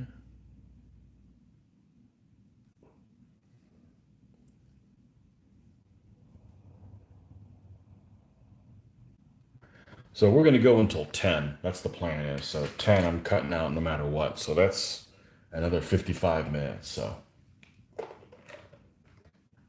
if you guys want to stick around that long, you know, if your mom's telling you, hey, you need to fold your laundry, Mom, I'll get it at 10 or whatever.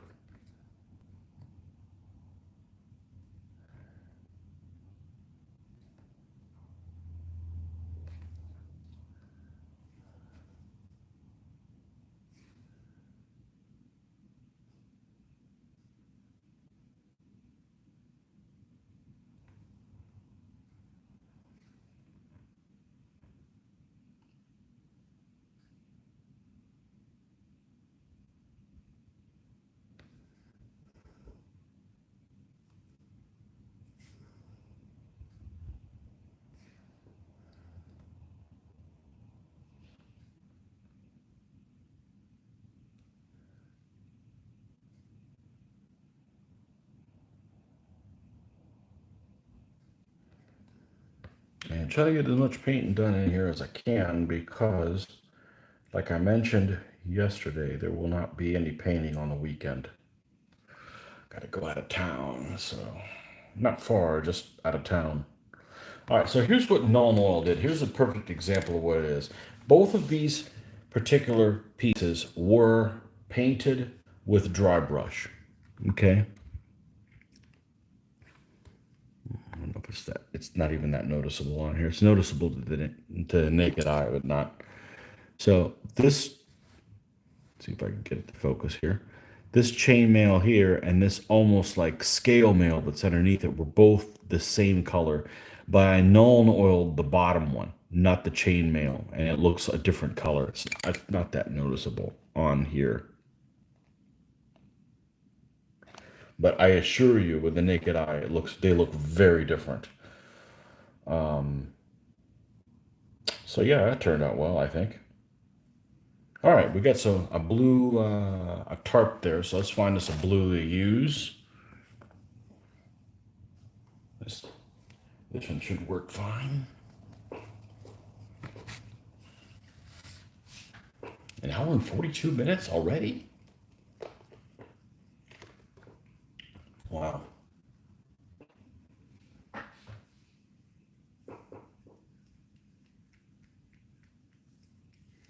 Sticking around. I'm working, ironically, I usually ping along with you, and on the first time I catch you live, I have to work. Hey, you can do whatever you want with me.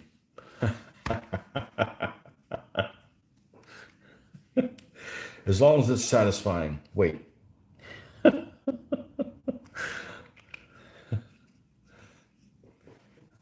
I've listened to people do unboxings, and man, I love unboxings and painting things while I'm in the car. I just hook up the Bluetooth to YouTube, and most of the time I'm not looking at what they're doing, because a lot of it is very repetitive, but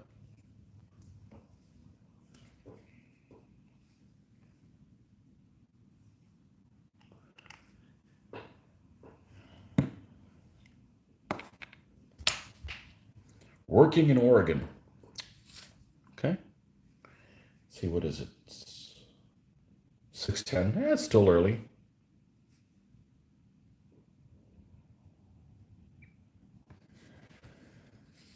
Okay. Let's paint this blue.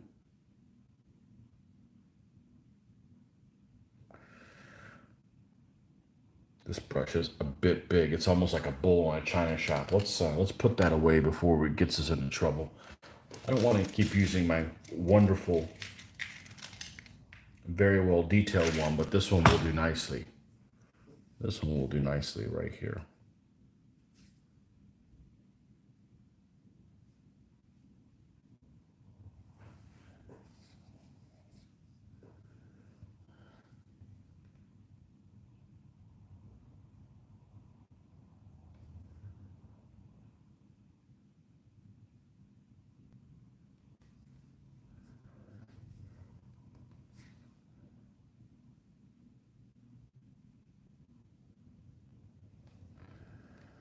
Okay. Almost looks black. Can't even tell the difference. I know the difference. It's the thought that counts. So let's add a little bit more of this. And it's not going to be like going super bright blue on purpose. So, got a color going super bright blue.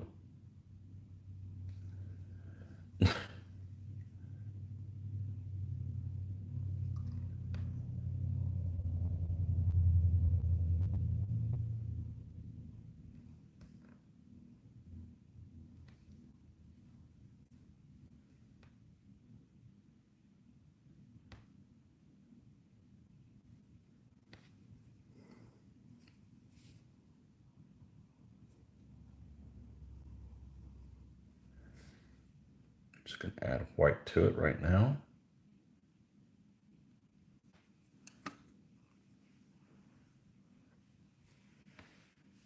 Concerning terrain DVA, is there anything about the terrain placement you would change if I could? Oh, it's so much better than it used to be. It's so much better than it used to be. It used to be you could just. It used to be you would pick. It was the same thing. You'd have mandatory and and optional, and you could just place them wherever you wanted to as the defender, and then the attacker would be able to pick one side to preferentially come in. So you'd have to roll 1, 2, 3, and then 4, 5, 6, the one you picked. So you can come in where you don't want, and the defender has terrain exactly how they want it. So it is so much better now than it used to be. Um, would I change something? I don't know. I mean, there's things I would change in the game, and terrain wouldn't even be one of them. It wouldn't even be the top five things. So, um,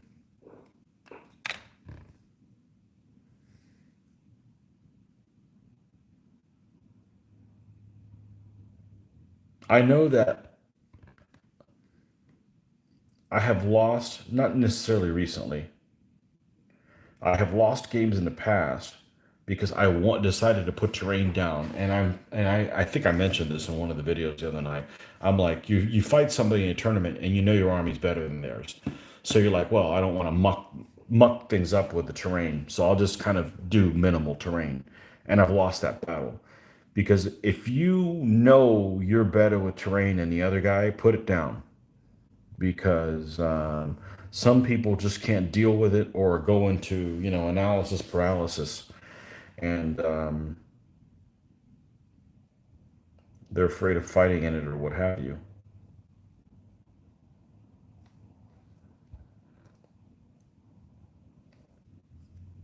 I never did find those figures I was looking for yesterday.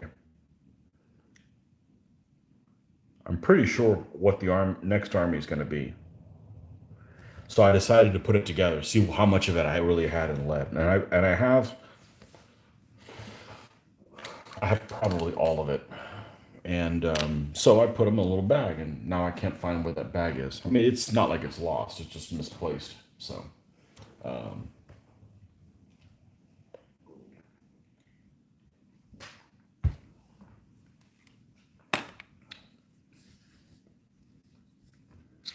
but it's going to have some old school figures, some old school figures. You know, you know. So I have no problem painting figures that nobody shows any love for anymore. Or wants to paint or desire to paint or any of that stuff. I'm all for them getting their time in the sun, and I already have them. It's not like I'm going out of my way to buy second tier figures. So, all right, we need to do a. Let's do a shaft here. We keeping them all kind of light. Yeah, I guess let's just keep them all kind of light because I don't want to find out that like I'll end up mixing. Like there's a figure that has this same rider on it. Okay, it's this one right here. These guys will not be on the same stand. They both have round shields. They both have the same face type thing on them. They're not going to be on the same stand. So I don't want to do like a really dark spear shaft and realize, oh, the three guys that have dark spear shafts now have to go on the same stand because other things don't match. So it is very satisfying to build an army out of a lead pile. It is. It is. And I'm not opposed to, you know, building 75% out of the lead pile and still ordering some other figures to, give them a little, extra oomph or give them an extra look. I'm not opposed to that, but I want the core to be things that I already have, you know, because otherwise, why'd I get them to begin with, you know?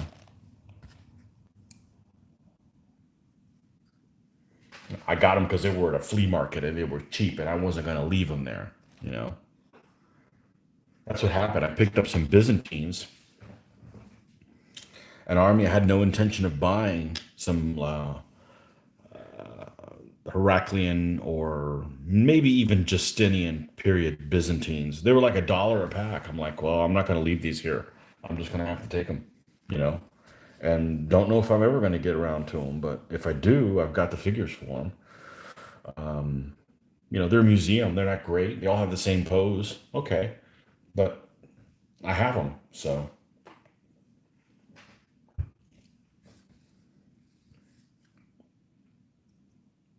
just about all figures paint up well. So, all right. So we're going to get our brown over here.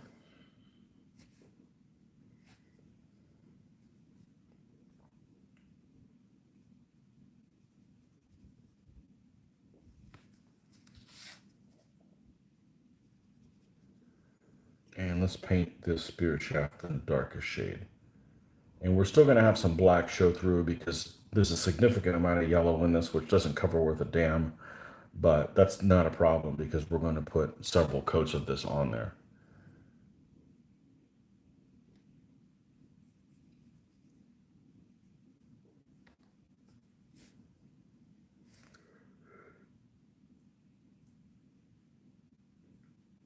Whew.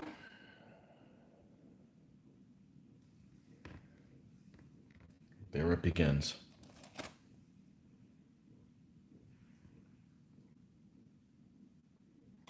What's the game hobby shop situation in your area like? Okay.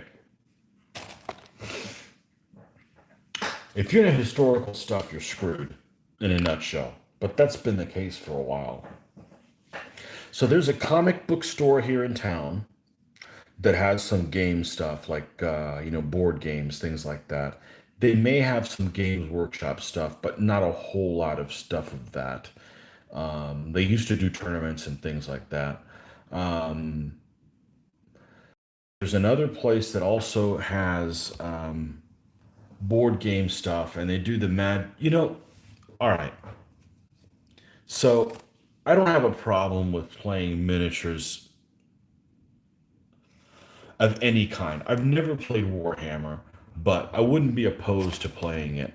I'm just, I really don't like the magic card stuff because there's like nothing creative to do with it. And it's a collector's thing and it gets people addicted to buy. It, I just don't see it. It's not a thing I would ever do. I remember when I used to work at a hobby store in the early 90s, that Magic the Gathering just hit. And it was like the customers that would come in and buy that stuff were just like, they were annoying as shit. That's just the way that they behave. So maybe I've got that built into me, but that's not my thing at all. I'm not opposed to playing board games as long as they look nice. They can't look like Catan.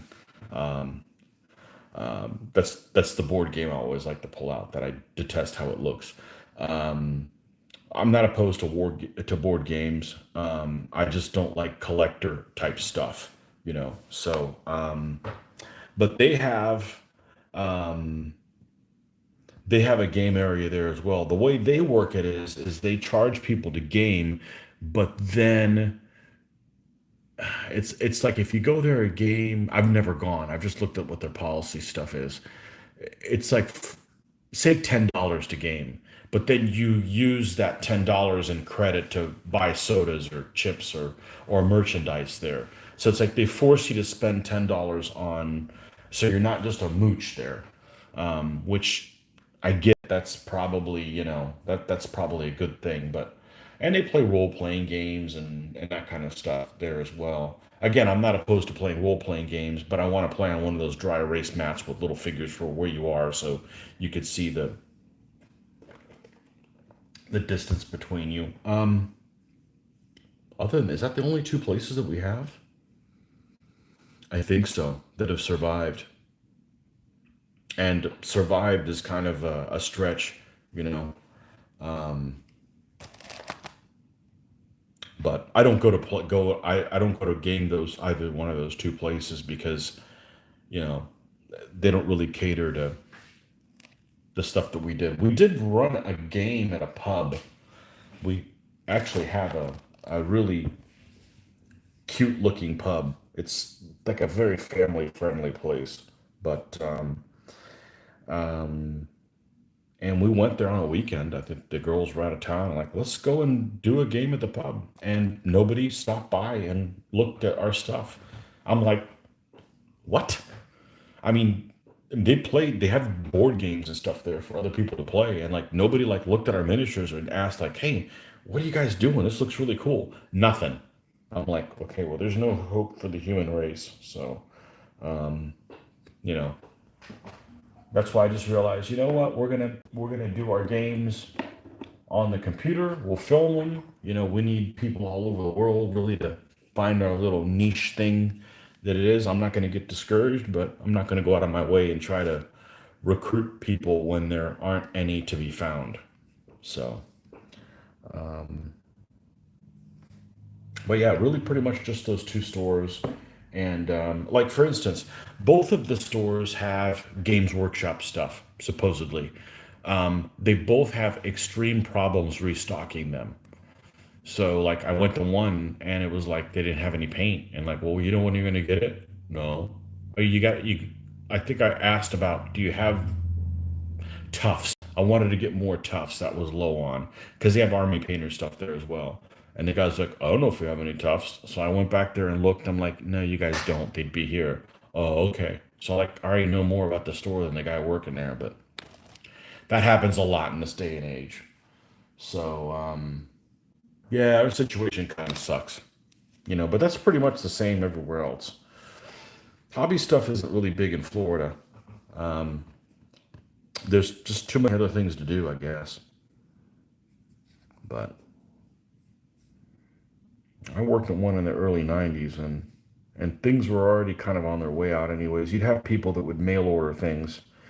Back then you had no internet. They'd mail orders to save 10%. They'd have to wait on it for 2 weeks. I'm like, it just didn't make any sense to me. But some people are like that. If I can walk out of the store, I'd rather get it right then and there. You're helping the store too.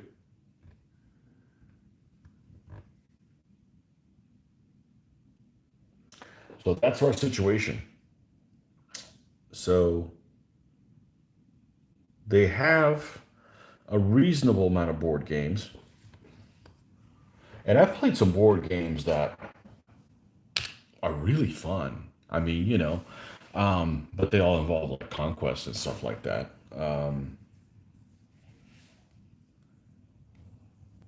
There's one board game in particular I absolutely love. It's called Wallenstein.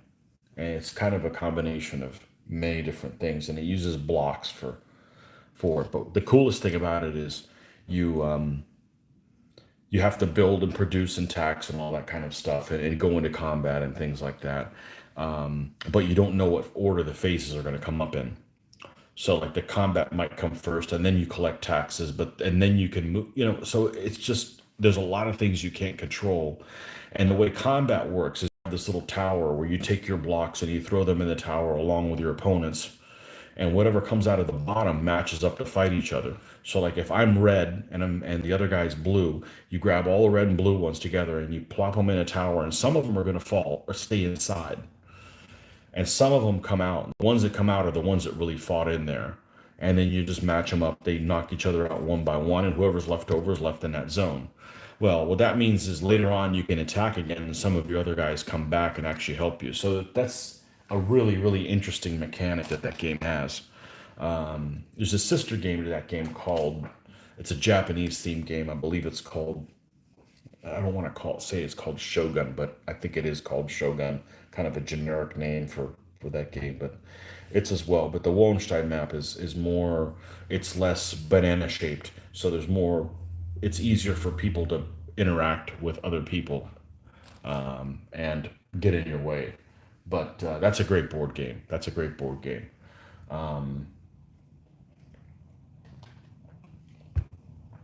But yeah, I'm not opposed to board games.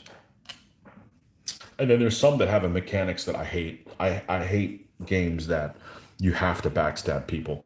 Like games where, you pull to see who you're playing and you end up playing the guy who's the backstabber that's going to change. I don't like games like that where I have to be a butthole. I don't mind backstabbing people in the last turn in order to win because everybody's going to do that. But right off the bat, you know, playing the interloper just isn't my kind of thing. So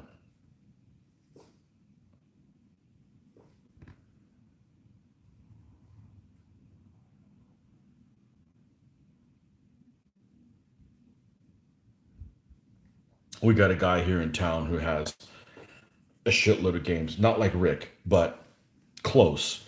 But his game area is, I mean, yours is freaking organized. You have like a freaking store almost, and but like that. And I wouldn't be able to keep all the games straight, like all the rules straight about stuff. I just wouldn't. I don't know how people can do that. But none of his games that played regularly were combat oriented games, nor and many of them didn't use dice. So I'm like, okay, double whammy, two strikes for me, So, um, any thoughts on big base DBA? I'm not doing it. That's more painting.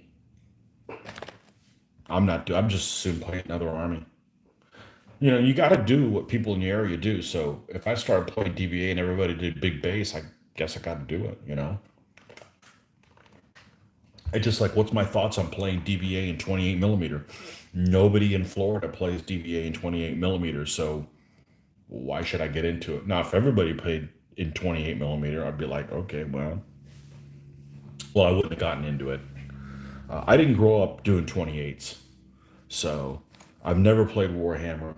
I mean, yes, I played Dungeons and Dragons and stuff like that in my,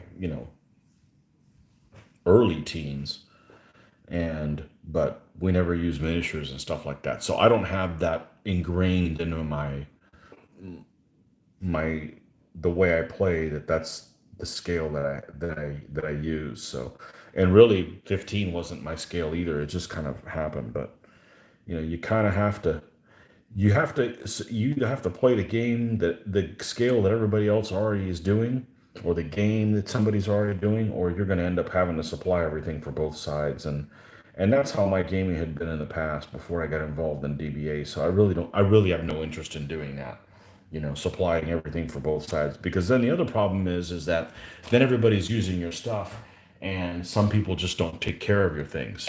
And I just spend too much time painting this stuff to have it just be mistreated by people that are ham-fisted. So,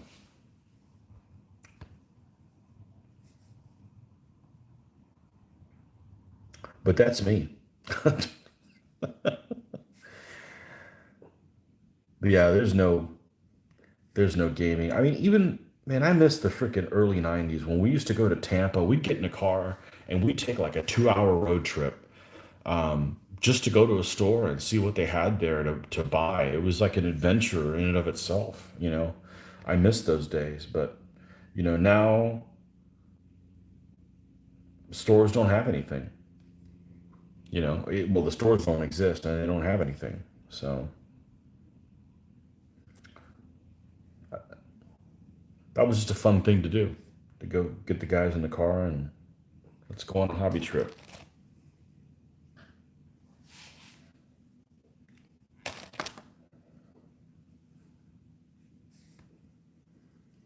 If I put more effort, even more effort into painting stuff for this game, I would demand that this game had more detail. I'm a big proponent of the game needs to be proportional with the amount of time that you spend painting for it, painting the things for it. Like for instance, I could never do like what game is really basic that uses 28 millimeter? I don't want to speak for Games Workshop because I've never played any of their stuff, but I wouldn't want to like spend like 10 hours painting a Space Marine, and then when you get on the table, they're all the same. And you move them, and then one die roll, and three of them die. So wait a second. So I spent all this time painting these guys, and they just like they're generic. They behave generically and disappear at the drop of a hat. It's like that's just not my thing.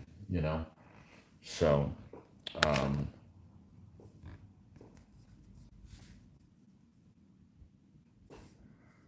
and there's two games that I was yearning to get involved in, and Games Workshop pulled the plug on them. And I don't. I mean, it's their company; they can do whatever they want. But I'm also, one of my favorite sayings is just because you don't value my time doesn't mean I don't value my time. I'm not going to invest thousands of hours of painting these figures, and then all of a sudden you guys decide to discontinue it and the rules aren't available, and no one can play it along with me, but yet I've invested thousands of hours into these figures. Like, no, that's not happening for me.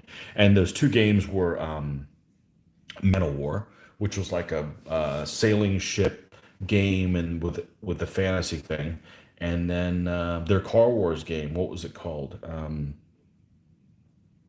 I can't remember.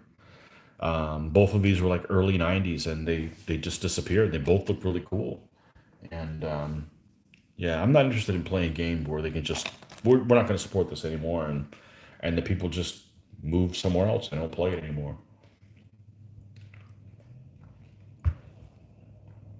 Um, Dark Future. Dark Future was the name of the game. Um, yeah, it's I mean you can run your company however you want, but my time is my time, and you don't get to deny me using everything I've invested in. Because it's not just throwing money at the problem. It's not like, well, I'll just buy $3,000 worth of stuff and I'll just sell it when I'm not interested in it and get my money back. I'm like, this is time, and I can't get this out of it. I can't get the time I put into these things. This is my therapy. So this keeps me from people reading about me in the local paper because I snapped. So yeah, that business model does not work well with me because I value, I want to keep building upon what I have, not just, well, this stuff's no good anymore, you know.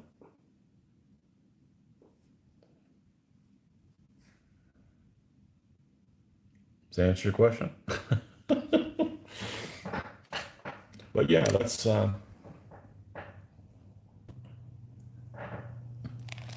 I did have the old 40K rules one time. I bought the rules, and they were the old UK printing that is a beautiful, first of all, those rule books are too beautiful. But I can't use that stuff. They're just, I'm like I'm somebody that like really takes care of books, and the nicer the book is, the more it should be taken care of. And just the idea that it was the old style where the pages would come out of the binding, and you know, I think I think they were like $40 for the rules, or they were expensive even way back then. But yeah, I never played. Why would you ever move camp followers out of a camp? Oh, I know one. What would you do to a camp that an enemy comes in contact with no longer has its followers? So, okay, so the camp followers are intrinsic into the camp. If they sortie out, then anybody who comes in contact with the camp automatically takes it over. There's nobody there defending it. Why would you sortie camp followers out? All right. Let's say you have,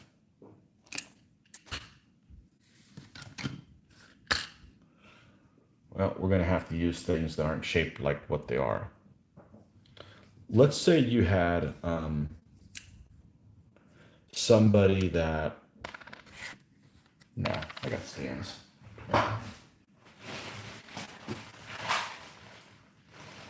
Oh, did I just find the figures that I didn't think that I had? I'm a tard sometimes. Okay, well, there you are. I was wondering how I swindled. I didn't swindle myself at all. Um, so say this is your camp. There's the edge of the board. Yeah, yeah, it's still getting into play. And you got somebody that's coming to take your camp like this. This is an enemy unit.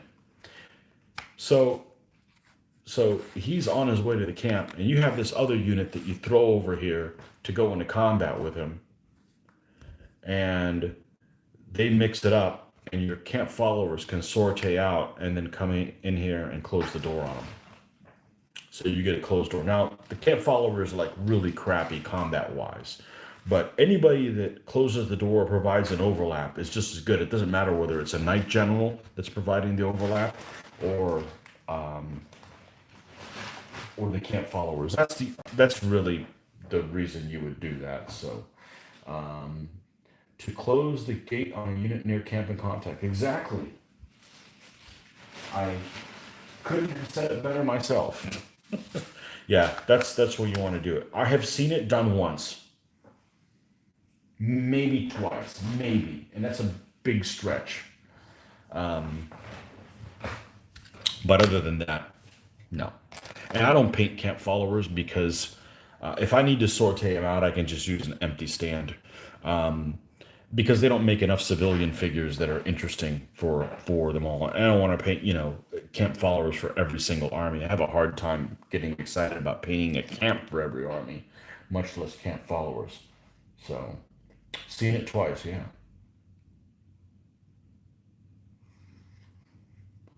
what are they armed with? I don't know, pitchforks. They could be prostitutes.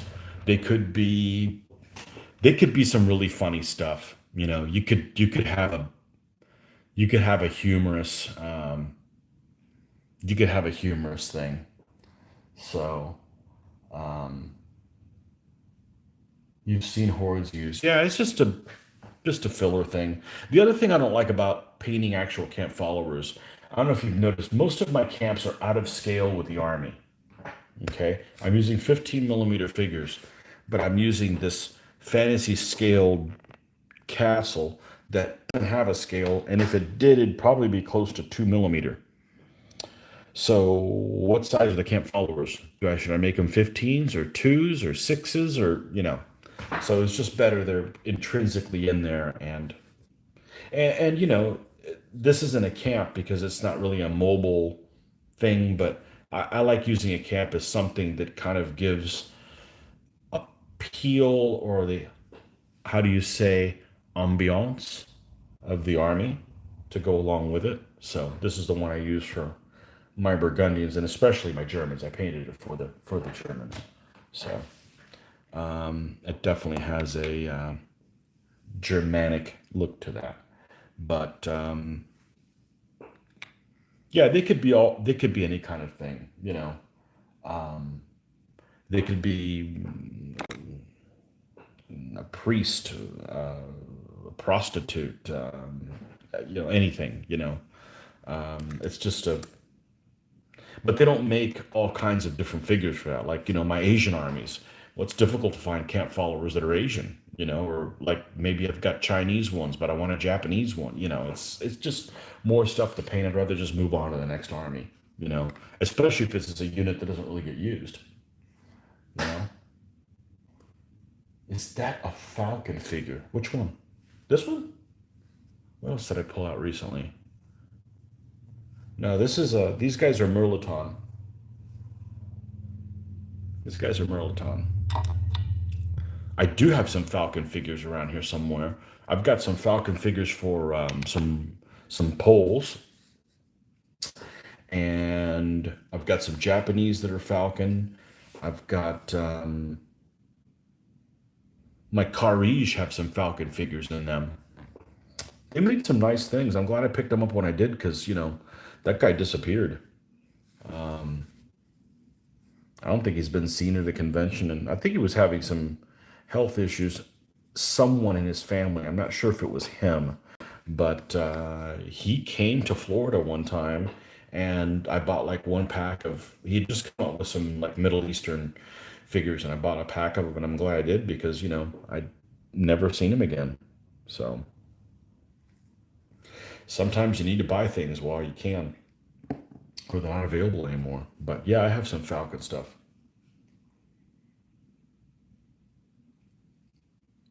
When is the last time I played a battle involving a B-Way? I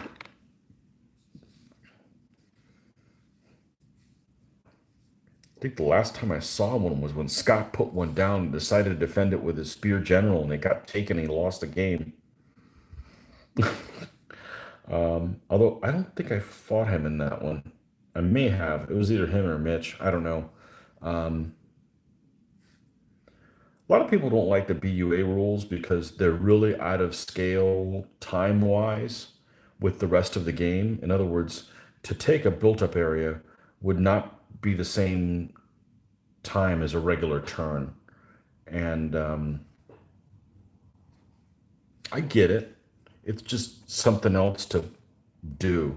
I think the BUA rules were created because, well, there's some nice models that people want to use. So let's have some rules to use those cities and, that type of thing more than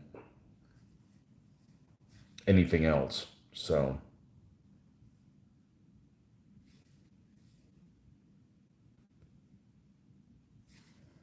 I got a BUA project that I don't know if I'm ever going to get around to it, but I want a Chinese walled city.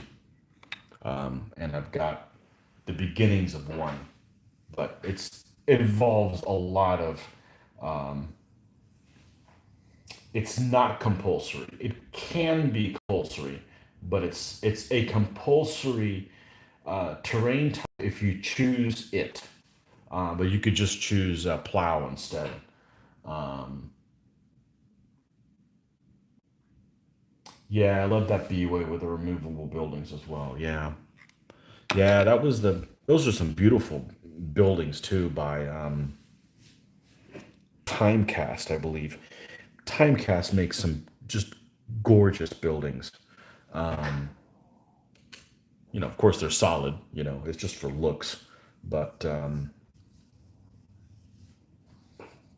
that's my Mark 1 town because if I make another one, I would probably I'd drill and put some of those rare earth magnets in there and then put something metallic underneath the town so they have some hold on where they go so it travels better.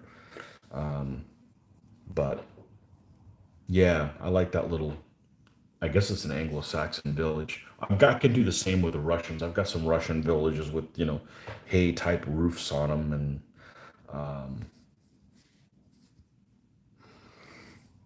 I could see myself doing that with these guys right here, with these Russians. Have the little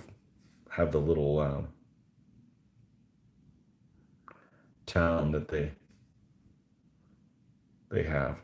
But I think that the BUA rules are really for just that, like get people to be able to use their terrain or buildings or whatever that they have for it, because the scale of what's happening inside the BUA is definitely a different scale than the rest of the game. And it's okay. It's not play unbalancing.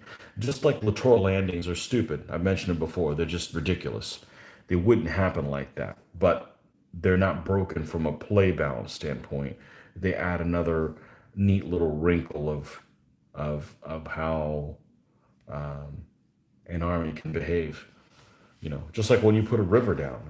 Just putting a river down throws a wrinkle that is just makes for a different kind of game. You know. Um,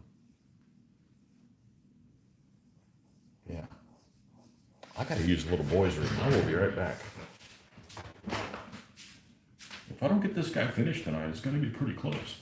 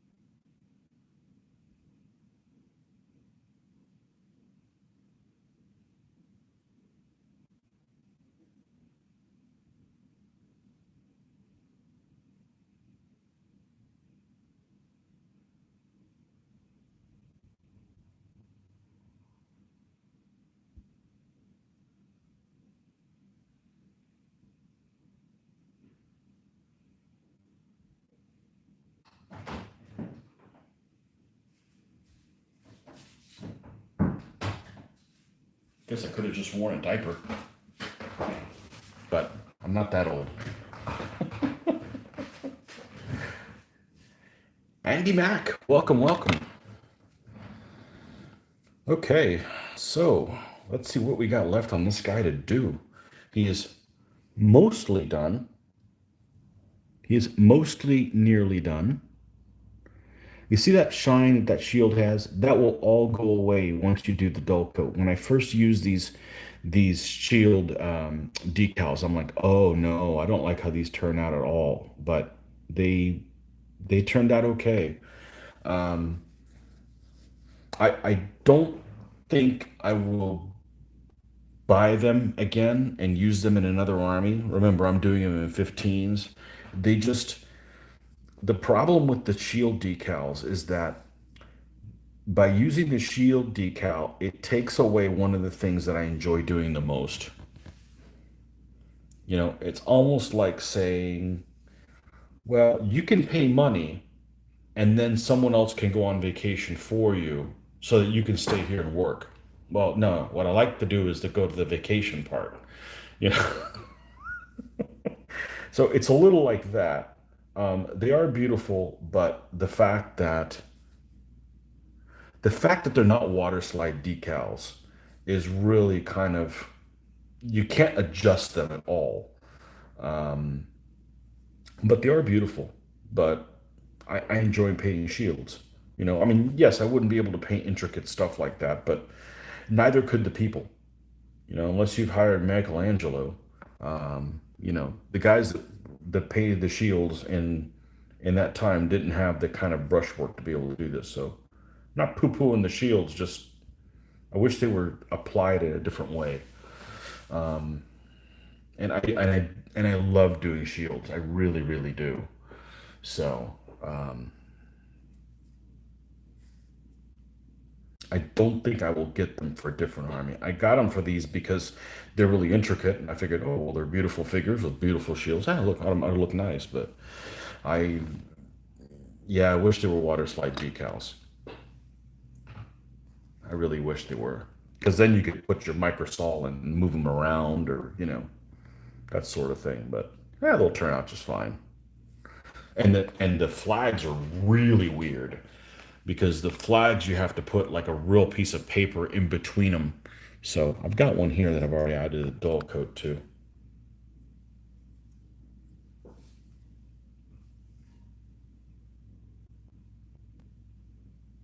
They look pretty good. And it's just going to sit on this guy's. Here's the flag bearer.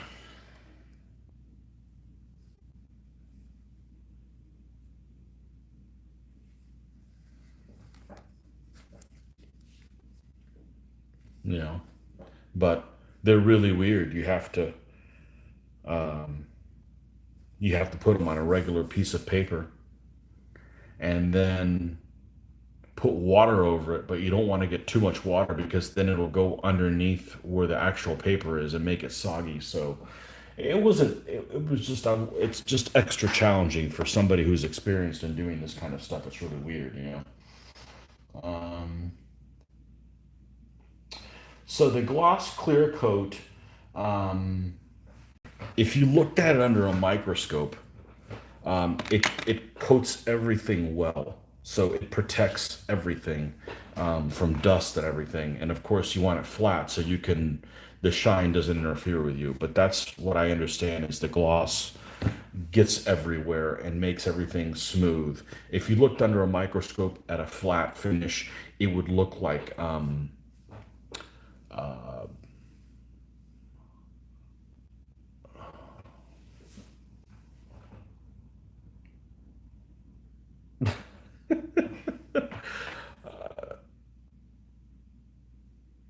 I can't think of what it's called now.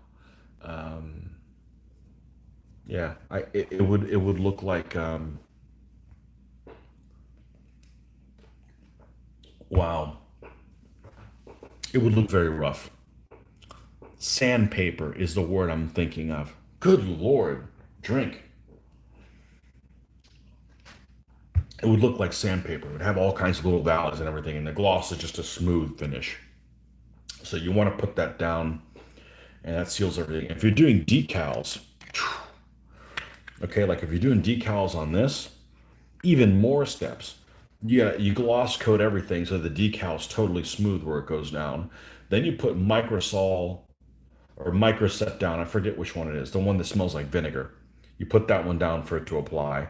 Then you put the other one, which actually makes it dissolves part of the decal, so it makes it thinner. And then when you're done with that, you put gloss on top of it. So now it's totally sealed. So you've got the plastic of the vehicle or whatever it is that you have. You have a gloss coat cover. You've got the decal gloss coat over that, and then you would flat on top of that. But the results is this doesn't look like a decal. It looks like this is hand painted on. And there's no thickness to it at all. It's pretty amazing, but it's a million step process, which I'm intrinsically against. Because this means it's going to take me out longer to do that. But that's what the rationale is between it. Um, what I've started doing is I do a spray gloss coat, then a spray flat coat, and then I do a brush on flat coat that's really thick, and that makes a huge difference. And I don't know what kind of magic is in it, but it makes it look even better. It alters the colors a little bit, and what I'm using for that is this stuff these days, because they had it locally, and this is just brush on stuff. But you literally just go over it once because it becomes tacky really quick. So you just like brush over the figure in one place, and if you think you missed a spot, you got to wait for it to dry and then come back and see if there's any gloss places and go over that, because you don't want to touch this while it's getting tacky because it'll end up pulling the paint underneath off, and that's not what you want. You don't want to invest all that time in doing that painting and then it doesn't work out. So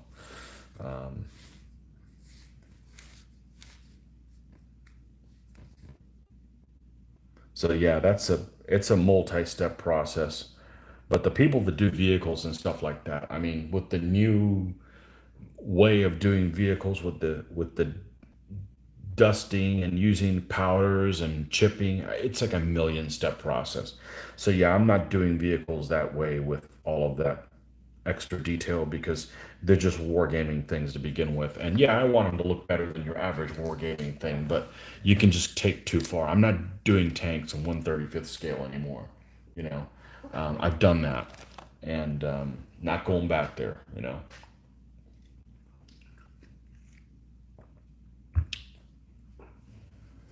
Okay, so what do we have left on this guy to do? A little bit more cleanup on his face. Let's do this on here.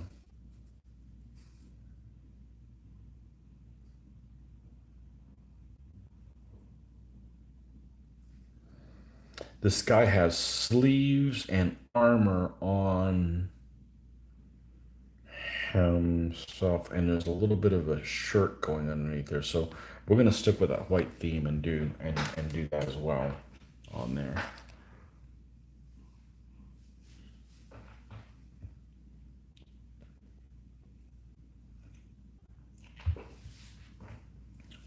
So like when you do the on the vehicles, if you do any pin washing, you want to do that on top of a gloss surface. So like for instance, this particular vehicle was painted, then I gave it a wash, then I dry brushed some of the original color before, highlighted it all the way up, then covered it in gloss so I can do the all the decaling it, then gloss again, then flat, and now I've got dry brushing and stuff to do on top of it. It just you can't just sit down and just do these, because if you do that, you've got to do so many of them that because they're in so many different stages. So, but it's something to do.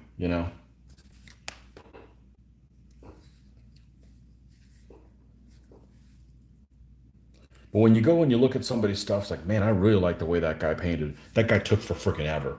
Okay, you don't know that. They may not show that to you, but I'll frequently look at somebody's stuff online. Like, man, I like the stuff I do, but man, this guy is really top notch. Yeah, he has no shortcuts that I don't have. It's not like all of a sudden he has some shortcut and he's taking half as much time to paint him like I do. No, No, I've seen videos of these masters paint things, and it takes them forever too. But slow and steady wins the race, right?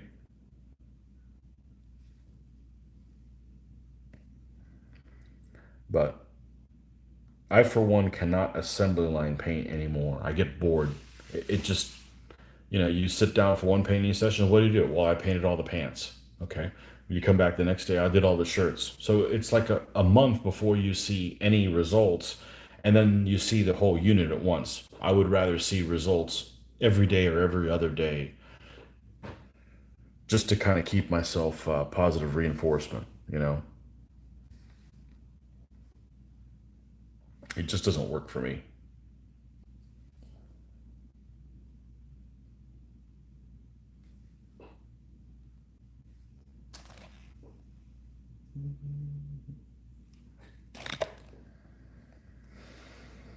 Okay, what else would be a little bit of that white shirt poking out? Where my mix it spot go? Was it here? Yeah, that one will work.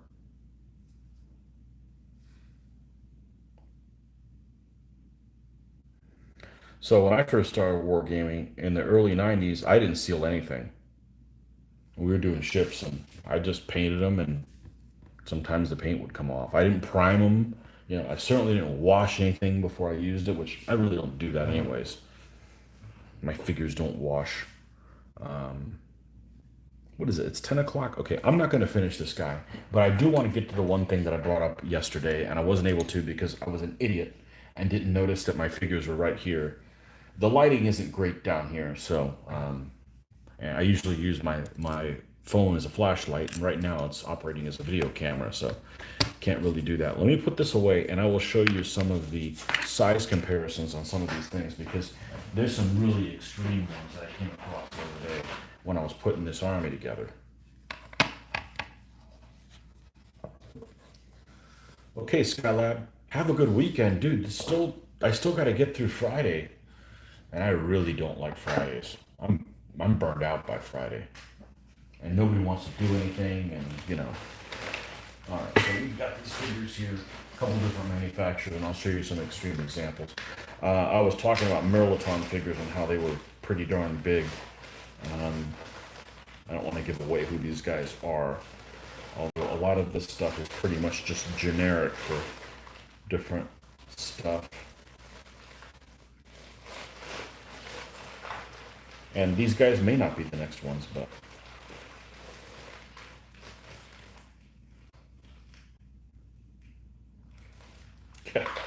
here's some small guys. These guys are Naismith Medievals. Here you go.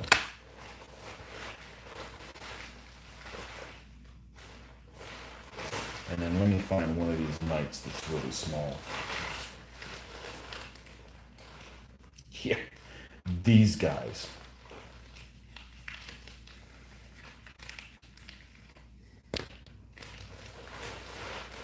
And then there's some old glory guys here. Yeah, let me get an old glory horse.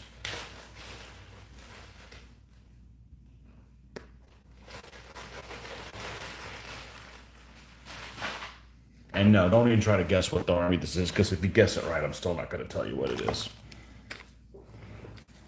Okay, let's see if we can get. These are just possibilities of what this army could be. So let's look at one of these Merlaton. We'll call these guys lesser knights, men at arms. These guys are pretty hefty sized. They're bigger than these Russians.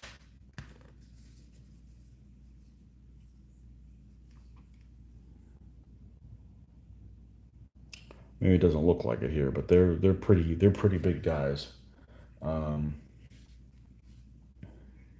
and look how much bigger they are than this Bowman.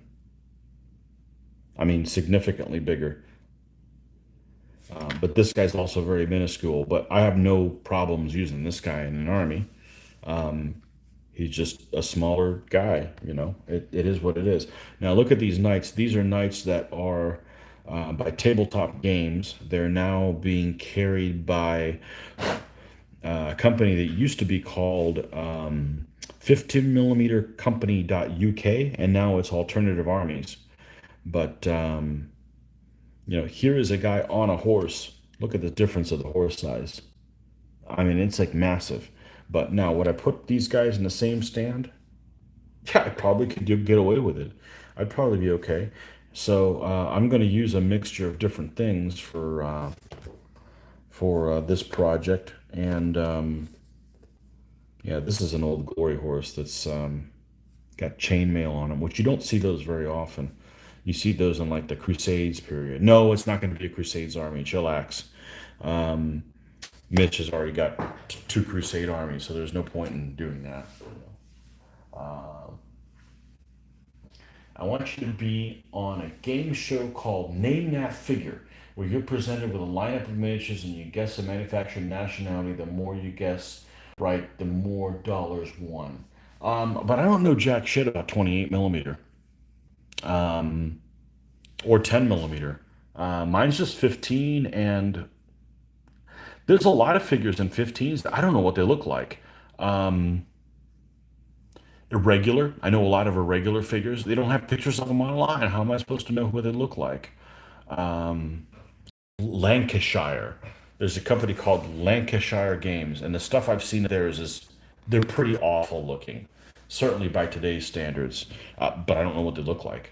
You know. But yeah, all the standard stuff I can tell who they are because they have pictures of them online, and you know I surf pictures. It's just like these guys. I knew who these guys were because I've seen pictures of them. But, you know, it's one casting, rider and horse, which I don't particularly have a problem with. Now, somebody handed me these figures, and I believe these are the ones by Kevin. Kevin sent me these to me. And these will probably be in, well, they'll be in this army if I do this one next. Kevin Mello. And these are fun figures. I enjoy doing these figures that are not that commonly. Yeah, you have a ton of alternative army stuff. All of your battlefields of mana, those are all alternative armies, if I remember correctly. So yeah, they paint up really well. Yeah, so they're old school. Who cares? You know. Um, you know, and you can mix all this stuff in, and it would be fine because even if they were right next to each other, you know, it'll work out perfectly. But I wanted to show you guys that there's a big difference in some of this stuff, and it can still work out. You know, I'm just gonna throw these guys in here because these are the things I want the other day, and I figured, okay, if I'm gonna build this army or maybe this other one, I'm gonna need some of these guys here in this bag. And not everything in this bag.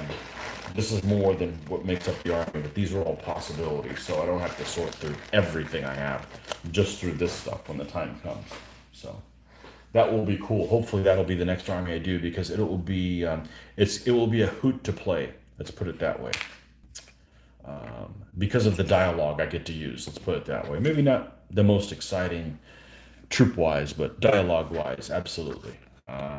It will be, it will have us in stitches.